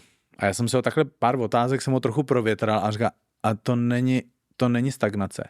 Vy jenom nerostete podle vašich představ a to je rozdíl. Stagnace je opravdu, že je teda zero, nic, jsem fakt na stejném místě a pokud je tam jenom nespokojenost vůči tempu toho růstu, tak je to jako vlastně jiná kategorie jako práce a tohle je vlastně dobrý jako identifikovat, takže já vlastně se vždycky těch lidí ptám, jestli to tak vnímá i ten druhej, jako a když to tak nevnímá, tak začíná zase ta zajímavá jako naše výměna a komunikace, co je teda pro Janinu nebo co je pro Adama stagnace, kde ona to zažívá konkrétně, jak to vypadá a co by vlastně chtěla jako teda akcentovat, co by mělo teda se tam dít nebo zrychlit nebo naopak jako ubrat. Takže tohle jsou jako nějaký mý první kroky. Když se teda bavíme o stagnaci nebo o růstu, tak jak vnímáš vlastně osobní růst, protože mně přijde, že v dnešní době se i z téhle věci udělalo něco na výkon, tak může to být něco spíš jako, že jdeš trošku jako zpátky? Jo. Mně přijde, že opravdu je moc jako důležitý. Já totiž lidi rozděluju, taková legrace moje, ale vysvětlím, na ty, který se chtějí měnit a ty, který se nechtějí měnit. Jo? A v obě party jsou v pořádku, pokud se jedná o nějaký období. Takže ty můžeš mít v období, že nic nepotřebuješ měnit, všechno drží, je to fajn, s Benem si to sedlo, super, jste happy, dobrý. Není potřeba nic měnit. My bychom změnu měli používat jako z té vlastní iniciativy, když je jako potřebná. Ale není, že to je jako pravidlo, že jako, taky vidíš, že to jabko je jako nějakou dobu je stejný a pak teprve začne jako hnít nebo dozrává. To znamená, že to není něco, co bychom furt měli růst. Jo? V přírodě taky furt něco neroste. Je to tak, že se ta tráva zastaví na podzim a pak neroste, nebo aspoň na naší zahradě se taková. A pak zase na tom jaře. Takže jsou takový nějaký cykly. Jako jo. A bylo by dobrý právě jako vnímat, že jsme aktivitu a pasivitu znerovnoprávnili, že vlastně aktivita a pasivita by měly být rovnocenný. Že vlastně v těch novodobých teď jako různých sportovních jako odvětvích, oni už přicházejí na to, že třeba v té výkonnosti už tam mají toho dost, ale hodně neprobádanýho je to v té regeneraci. Jo. Co všechno udělat, aby to tělo a mysl hluboce zrelaxovala, aby znovu mohl vlastně jít do toho výkonu a třeba podal i větší. Ale to musíme objevovat tady, v té pasivní zóně. No a lidi, mám pocit, že oblíbenější disciplína je tvořit a růst, protože tvoje mysl má omluvenku nebo potřebuje jakože něco dělám a je to hodnotný, zatímco nikdo tě nepoplácá po zádech, když si jdeš jako na pláž, jakože ježiš, no to děláš výborně, že si jdeš odpočinout. Se furt plácá za to, kolik podcastů a kolik vyprodukujeme, jo. Takže už jenom to, že je taky neoceňovaný to, že povolíme, jo. Až teprve ty lidi, co kolabujou, tak se jim říká, hlavně už si odpočin, no teď si hodnej. Kam chvalte je dřív za ten odpočinek. Oni vám díky tomu naskočí líp do toho růstu a do té práce a jedno bez druhého prostě je jako jednonohej, no. Tak to si zrovna hezky popsal i tady s tím odpočinkem, protože to je jedna z těch věcí, které nás vlastně oba s Adamem posunuli. Adam byl od začátku ten, který si prostě dával pohodičku, relax. Já jsem třeba jako nedokázala jít do wellness. Pro mě to bylo, já musím aspoň běhat nebo něco, cvičit přitom. A Adam si tam prostě lehnul, že jo, klídeček, odpočíváme. Takže pro mě bylo strašně těžký si jako dovolit tohle to prožívat s ním. A na druhou stranu, jako já jsem ho zase tlačila do nějakého trošku výkonu, protože on někdy byl až moc jako v pohodičce, což je stále. Takže my jsme se takhle jako navzájem od sebe učili a tohle mi přijde v tom super, jako v tom vztahu, protože já jsem někde slyšela třeba v Reelu to nějakým bylo, že říkal, myslím, že Gábor Maté, zajímavou myšlenku, že jako lidi chodí do vztahu se stejně jakoby traumatizovaným člověkem. Jo, no. Co si o tomhle myslíš? Absolutně. Úplně, on je jako s tím druhým vlastně zažiješ nádherný momenty až po úplný jako pekla a oni opravdu, fakt je to dobře jako zařízený, že my jako přitáhneme takový bytosti, který mají normálně jako červený horký tlačítka jako na ty naše jako témata. To je jako fantastický, jak nám ty druhý umějí zahrát mámu, tátu nebo nějaký vzorec z dětství, to je jako perfektně zařízený. Mně to přijde fascinující, protože já jsem se vždycky v tom vztahu cítila jako já ta, která má nějaký trauma a že vlastně Adam je úplně v pohodě. A bylo to i způsobený tím, že já jsem to jakoby měla viditelný v tom, že jsem měla poruchy příjmu potravy, že jsem brala antidepresa a že všichni o mě věděli, že prostě mám tyhle problémy a Adam byl prostě v pohodě týpek a jako ten žádný trauma přece mít nemůže. Takže mě to přišlo hrozně zajímavý v tomhle, že jsem si vlastně uvědomila, ale ono to jako není tak úplně, že jako já bych byla ta chudinka jako traumatizovaná a on byl úplně v pohodě a tohle to mi jako docela otevřelo oči, no. Jo, vím, o jaký Rusko jde a podepisuju, vidím to, no. A mám vlastně tu vlastní zkušenost, že to jako vidím, jak co si perfektně s Anitou umíme jako zahrát. A říkám, to život to vybral úplně tu nejlepší tady na tuhle tu pasáž, jako prostě, no, perfektní. Já když se bavím ještě s kamarádkama, maminkama, tak my samozřejmě nechceme tady v tom helu jako být pořád, proto se snažíme někam růst a vzdělávat se. Tak mi kámoška řekla právě, že jako ty chlapy, že oni mají tu vyhýbavou vazbu a proto oni prostě nechtějí jako s náma nic řešit, protože takhle to měli jako se svojí matkou a my zase máme tu úzkostnou a proto my se jako snažíme vždycky jako to zahrát, aby to bylo jako v pohodě. A vlastně já jsem si z toho přeložila, no tak jako Adam má prostě tu vyhýbavou vazbu a to musíme řešit. On má tady tu špatnou vazbu, jo. A teď já jsem pořád jako s tím ChatGPT a tohleto a co mám jako dělat. A pak jako mě to právě v tom hrozně pomohlo, že mi řeklo, ale ta vazba jako není špatná. A mimochodem ty máš taky jako nějakou vazbu, která není bezpečná. Jo. Takže já jsem na něj totiž koukala, jako, že s ním je něco špatně a on to musí změnit. A pak jsem si uvědomila, že i ta moje vazba úplně není v pohodě. A že ani jeden nemáme jako bezpečnou vazbu. A že to by měl být ten cíl toho. Máš nějaký jakoby tip nebo i třeba zkušenost, jak dojít k tomu, aby ty partneři došli tady k tomu, té bezpečné vazbě, aby jeden prostě nebyl pořád ten úzkostný a ten druhej zase, no prostě něco v pořád řešíš, ty seš moc, neřeš to. Jasný. Tam je jako, já teda vidím, že hodně věcí jako přichází taky z takového překontaktování a z takového jako přetížení těch, některé věci v těch párech, oni jsou jako přetížený už tím svým jako životem. Jestli jako ona je doma teda na mateřský a dostává kotel od děcka a může to být nahoru dolů, do toho má nějaký svoje stavy, do toho furt se musí postarat o to dítě a tak dále. Pak teda, promiň, zapne mobil a tam jí chodí ty reely. Ten váš muž prostě dělá tohle a ty... Jo, a nepochopí vás nikdo, teď tady ty v těch rýlech vás chápou a teď manžel přijde a ty brečíš a on neví jako... Co zase je? Co je a já to musíme prostě vyřešit.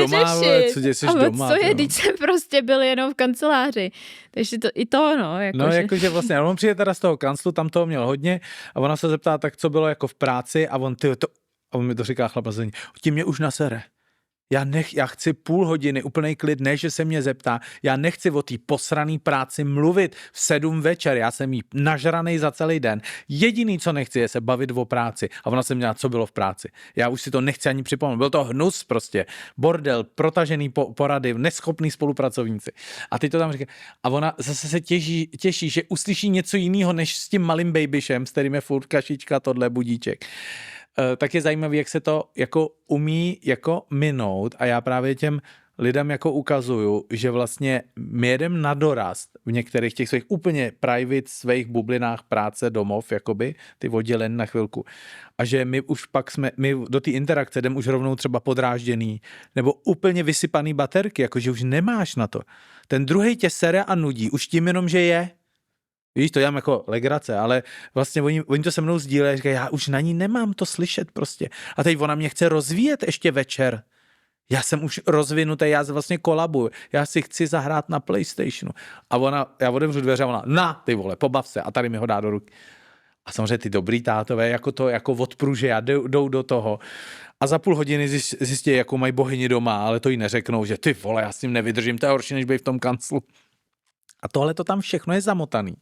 A oni potom chtějí lidi jako nějaký tip a radu. A já říkám, musíte začít jako nějakým způsobem, jak se říká, když je toho hodně, musí něco z kola ven a to můžou být malé věci. Takže v 7, musíte chodit v 7, choďte v 6. To přece nějak dokážete, jo. Máte nějakou kamarádku, co může někdy pomoct pohlídat? Opérka, investujte do ní ty 200 na hodinu, sežeňte někoho. Ne, já si to udělám nejlíp. No tak si to uděláš nejlíp, tak budeš hodně vyndaná. Takže prostě najděte někoho, kdo s tím trochu pomůže, protože všechno, co vám ušetří trochu energie, je něco, s čím se pak můžete třeba potkat, když si povídáte a nemusíte být vlastně úplně jako vypražený. Jo, je to tak, když se ta práce rozdělí mezi i víc lidí, protože to je přirozený, že jo? Jasný. Jakože jsme žili v komunitě, No. prostě na jedno dítě mají být 3 lidi dospělí.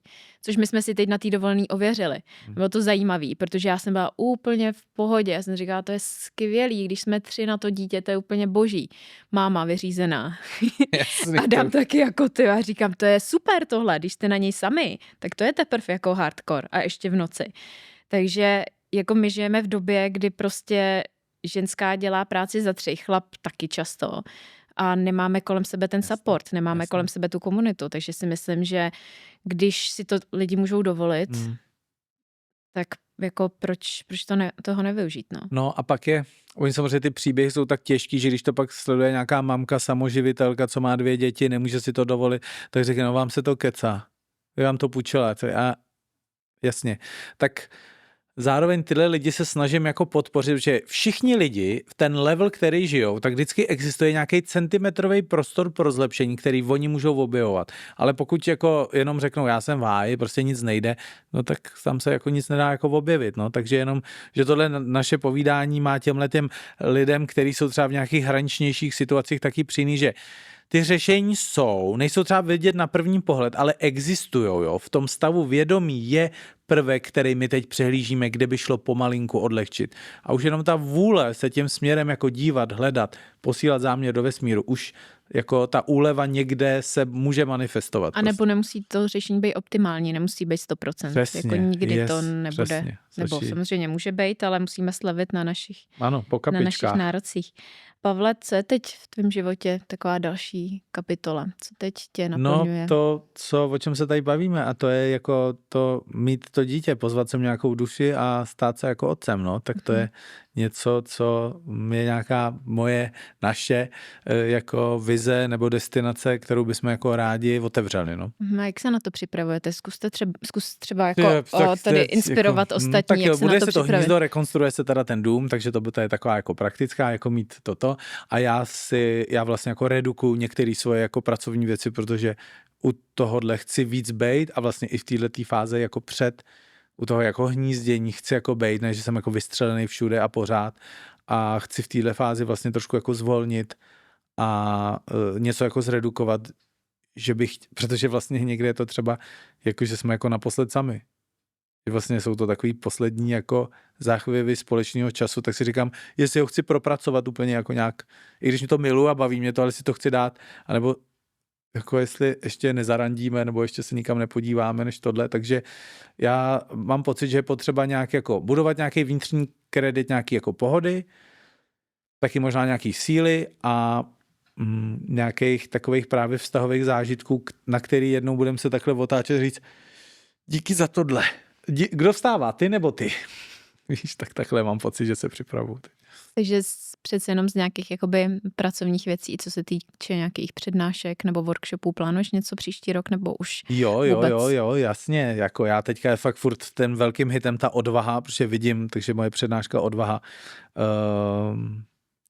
Já vidím, jak lidem někdy stoupne kvalita života s tím, když se odvážejí si o něco říct, něco udělat, něco přestat dělat a někdy s tím fakt souvisí ten sval ty odvahy, ale mám pocit, že je potřeba o tom trošku něco jako vidět, aby chápali souvislosti, protože to nefunguje tak, že já ti jen řeknu, musí se víc odvážit a ty tak jo, já to udělám. Takhle nefunguje. Ty musíš jako porozumět těm mechanismům a umět je obsluhovat, abys mohla zmačknout to tlačítko. Jako jo. No tak to mě moc baví, to je takový performance, máme to v kině a tam to teda jako, takhle jako jedu. A pak mám takový menší workshopy, kde dělám takovou hlubší práci, která není jen ta přednášková, jenom nějaký ochytřování, ale že je víc jako prožitková. Tak to samozřejmě jako zbožňuju, no, tu práci s těma lidma. A ty máš ty odvahy po každý naplněný, ne? Neplánuješ to dělat někdy v autoaréně nebo něco většího jako trošku? Mě baví, že to je jako, no, tak to je, tam je asi 400 míst v tom našem kině a mně to přijde, že právě taky jako domácký, je to takový jako ňuňavý, takový jako komorní vlastně něčím, útulný, no a ta autoaréna takový moc hangár, no ale jako chystáme se udělat v budoucnu nějakou trochu větší akci, nějakou kongresáč, něco takového, že by to mohlo jako být jako širší dopad, ale nějaký koncept, který jsem třeba ještě nedělal, abych jako trochu přišel s něčím novým, no. Pavle, ještě na závěr nám tady prosím tě pozdílej, proč jsi teď nebyl 8 týdnů nebo kolik na sociálních sítích a jak dlouho to ještě plánuješ a jaký to má na tebe účinky? Jo, to je vlastně, no, ty to bude fakt jako asi nějakých 80 dní a kousek. No, já taky přednáším o tom, jak lidi dobře promarňují čas a ukazuji jim ty koncepty, jak to dělají. A viděl jsem, že vlastně jsem si vytvořil takový návyk, že když jsem unavený, jak si mobil a čumím a scrolluju a pustím si nějaký video a tohle. A zjistil jsem, že vlastně jsem unavený a rovnou už jsem viděl, jak jsem si vytvořil ten návyk. A říkám, tak kámo, tak to ne, jako vůbec. Samozřejmě ty abstinenční příznaky ten první týden, že nevíš, co se sebou, když si dáš dobrý oběd a pak já bych se něčím, a říkám, tak to vůbec, ochu. A já si to teď mega užívám, protože mám víc času, víc jako tvořím, nebo normálně jen tak jsem. Zmizela už ta nutkavost, jakože co by to. A slevila se mi ta dopaminová laťka, jo, takže jak tu hoří ten váš oheň, jo, já jsem úplně, ježiš, super světýlko, já jsem teďka byl v Paládiu, my jsme jen procházeli do garáži a já jsem byl úplně jako nadšenej z tohohle filmu, protože žiju v takový zpomalený realitě bez hejbátek, žádný filmy. Moje žena je trochu z toho smutná, až naštvaná, že si nekoukám na super Netflixový jako novinky, ale no a nemám definovaný konec, baví mě to. Takže neplánuješ třeba, nebo takhle plánuješ třeba přejít jako z iPhoneu na nějaký tlačítkový telefon, aby tě to nelákalo? Protože ještě furt má různé funkce, mapy a věci, které mě jako pomáhají si to usnadňovat, ale jako nehodlám o Vánocích koukat na pohádky. Když jsme teda ještě u toho mobilu, my jsme se o tom bavili už několikrát, jak ty vnímáš vlastně umělou inteligenci i v rámci nějakých jako pomůcek jako terapeutických? No je to jako hustý, co to umí. Já samozřejmě mám, jako když hluboce se ponořím v krystalickém vědomí do toho potenciálu, tak je to nádherný, ale až děsivý, protože si umím jako představit, jak tuhle tu schopnost můžou využívat lidi, kteří to nebudou dělat dobrým způsobem. A nevím, do jaký míry už si to bude žít jako svým životem, že vznikne nějaký takovýhle jakoby umělý vědomí, který, no je tam, jako přesně říkala, že tě to okoučuje, sterapeutizuje, ty vado, jako umí to věci, jak to pozbírá ze všech těch publikací, všeho, co tam kdy na internetu bylo a ono si to umí vzít. No a já si myslím, že jsme, jak některý odborníci z branže, některý s nima jsem kamarád, říkají, kámo, to jsme na začátku. A jediný, co jsem tak zaslech, jako co by mohl být vlastně téma, až se tomu dá tělo. Až to bude mít svý vlastní tělo, tak se budeme moct podívat do reality po který mohl psát třeba Karel Čapek a tyhle tak to samozřejmě dělá to. Ale já to nechci vidět jen touhletou optikou, jo, třeba nás to celý překvapí, ale samozřejmě napadejte scénáře z celého spektra, no. Mm-hmm. Co by bylo takový poselství na závěr pro naše posluchače? Jo, já vlastně bych všem popřál, aby o to umění žít, o tohle know-how se nějakým svým osobním způsobem začali jako zajímat a aby si uvědomovali, že tady nejsme na furt a jak vlastně chtějí ten čas, který nám teda jako vlastně všem jako zbývá, jako co s ním chtějí udělat, nebo co chtějí přestat dělat, takový jako wake up call, pojďte se zabývat tím, co můžeme jako se sebou dělat. Já jsem vlastně na to udělal takovou jako schůzku se sebou, jenom taký malý jako PDF-ko prostě, aby lidi začali mít ty schůzky se sebou a začali jako cítit, co fakt chtějí, kde v tom životě teď jsou, zmapovali nějaký oblasti svého života takovým jako jemným, nenásilným způsobem, aby to nebyl další úkol a oprus, jo, aby to bylo takový jako jemný. Tak jenom, aby se lidi věnovali umění žít. To bylo hezký, hluboký. Na závěr já si neodpustím teda ještě jeden dotaz, protože se minule na něj lidi ptali pod videem. Co to piješ po každý? Jo, tohle je moje takový pitíčko Erebos a to je takový energy drink jako bylinkovej, tak já nepiju jako kafe nebo jenom na té krétě Fredo Cappuccino, to je studený, ale takhle někdy, když chci se trošku jako takový fakt fresh, tak si dám ten drinček, no. Já jsem viděla pod tvýma videama spoustu dotazů na tenhle drink, tak si tady udělal aspoň malou reklamu. Pavle, moc děkuju za tvůj čas, za opravdu jako hluboký sdílení, moc si toho vážím, toho, co jsi tady dneska řekl a těším se na naše společné další sezení, to se těším pokaždý, vždycky píšu, těšíme se, hlavně já a těším se na to, až budeš mít ty sám tu zkušenost i vlastně s tím, jaký to je být rodičem a až si třeba o tom někdy popovídáme a moc vám držím palce. Díky moc, Janino, díky moc. Doufám, že pro vás dnešní díl podcastu byl přínosný. Nezapomeňte kliknout na odběr, ať vám neunikne žádná nová epizoda a určitě taky mrkněte na cukrfreeshop.cz. Tak brzy na viděnou.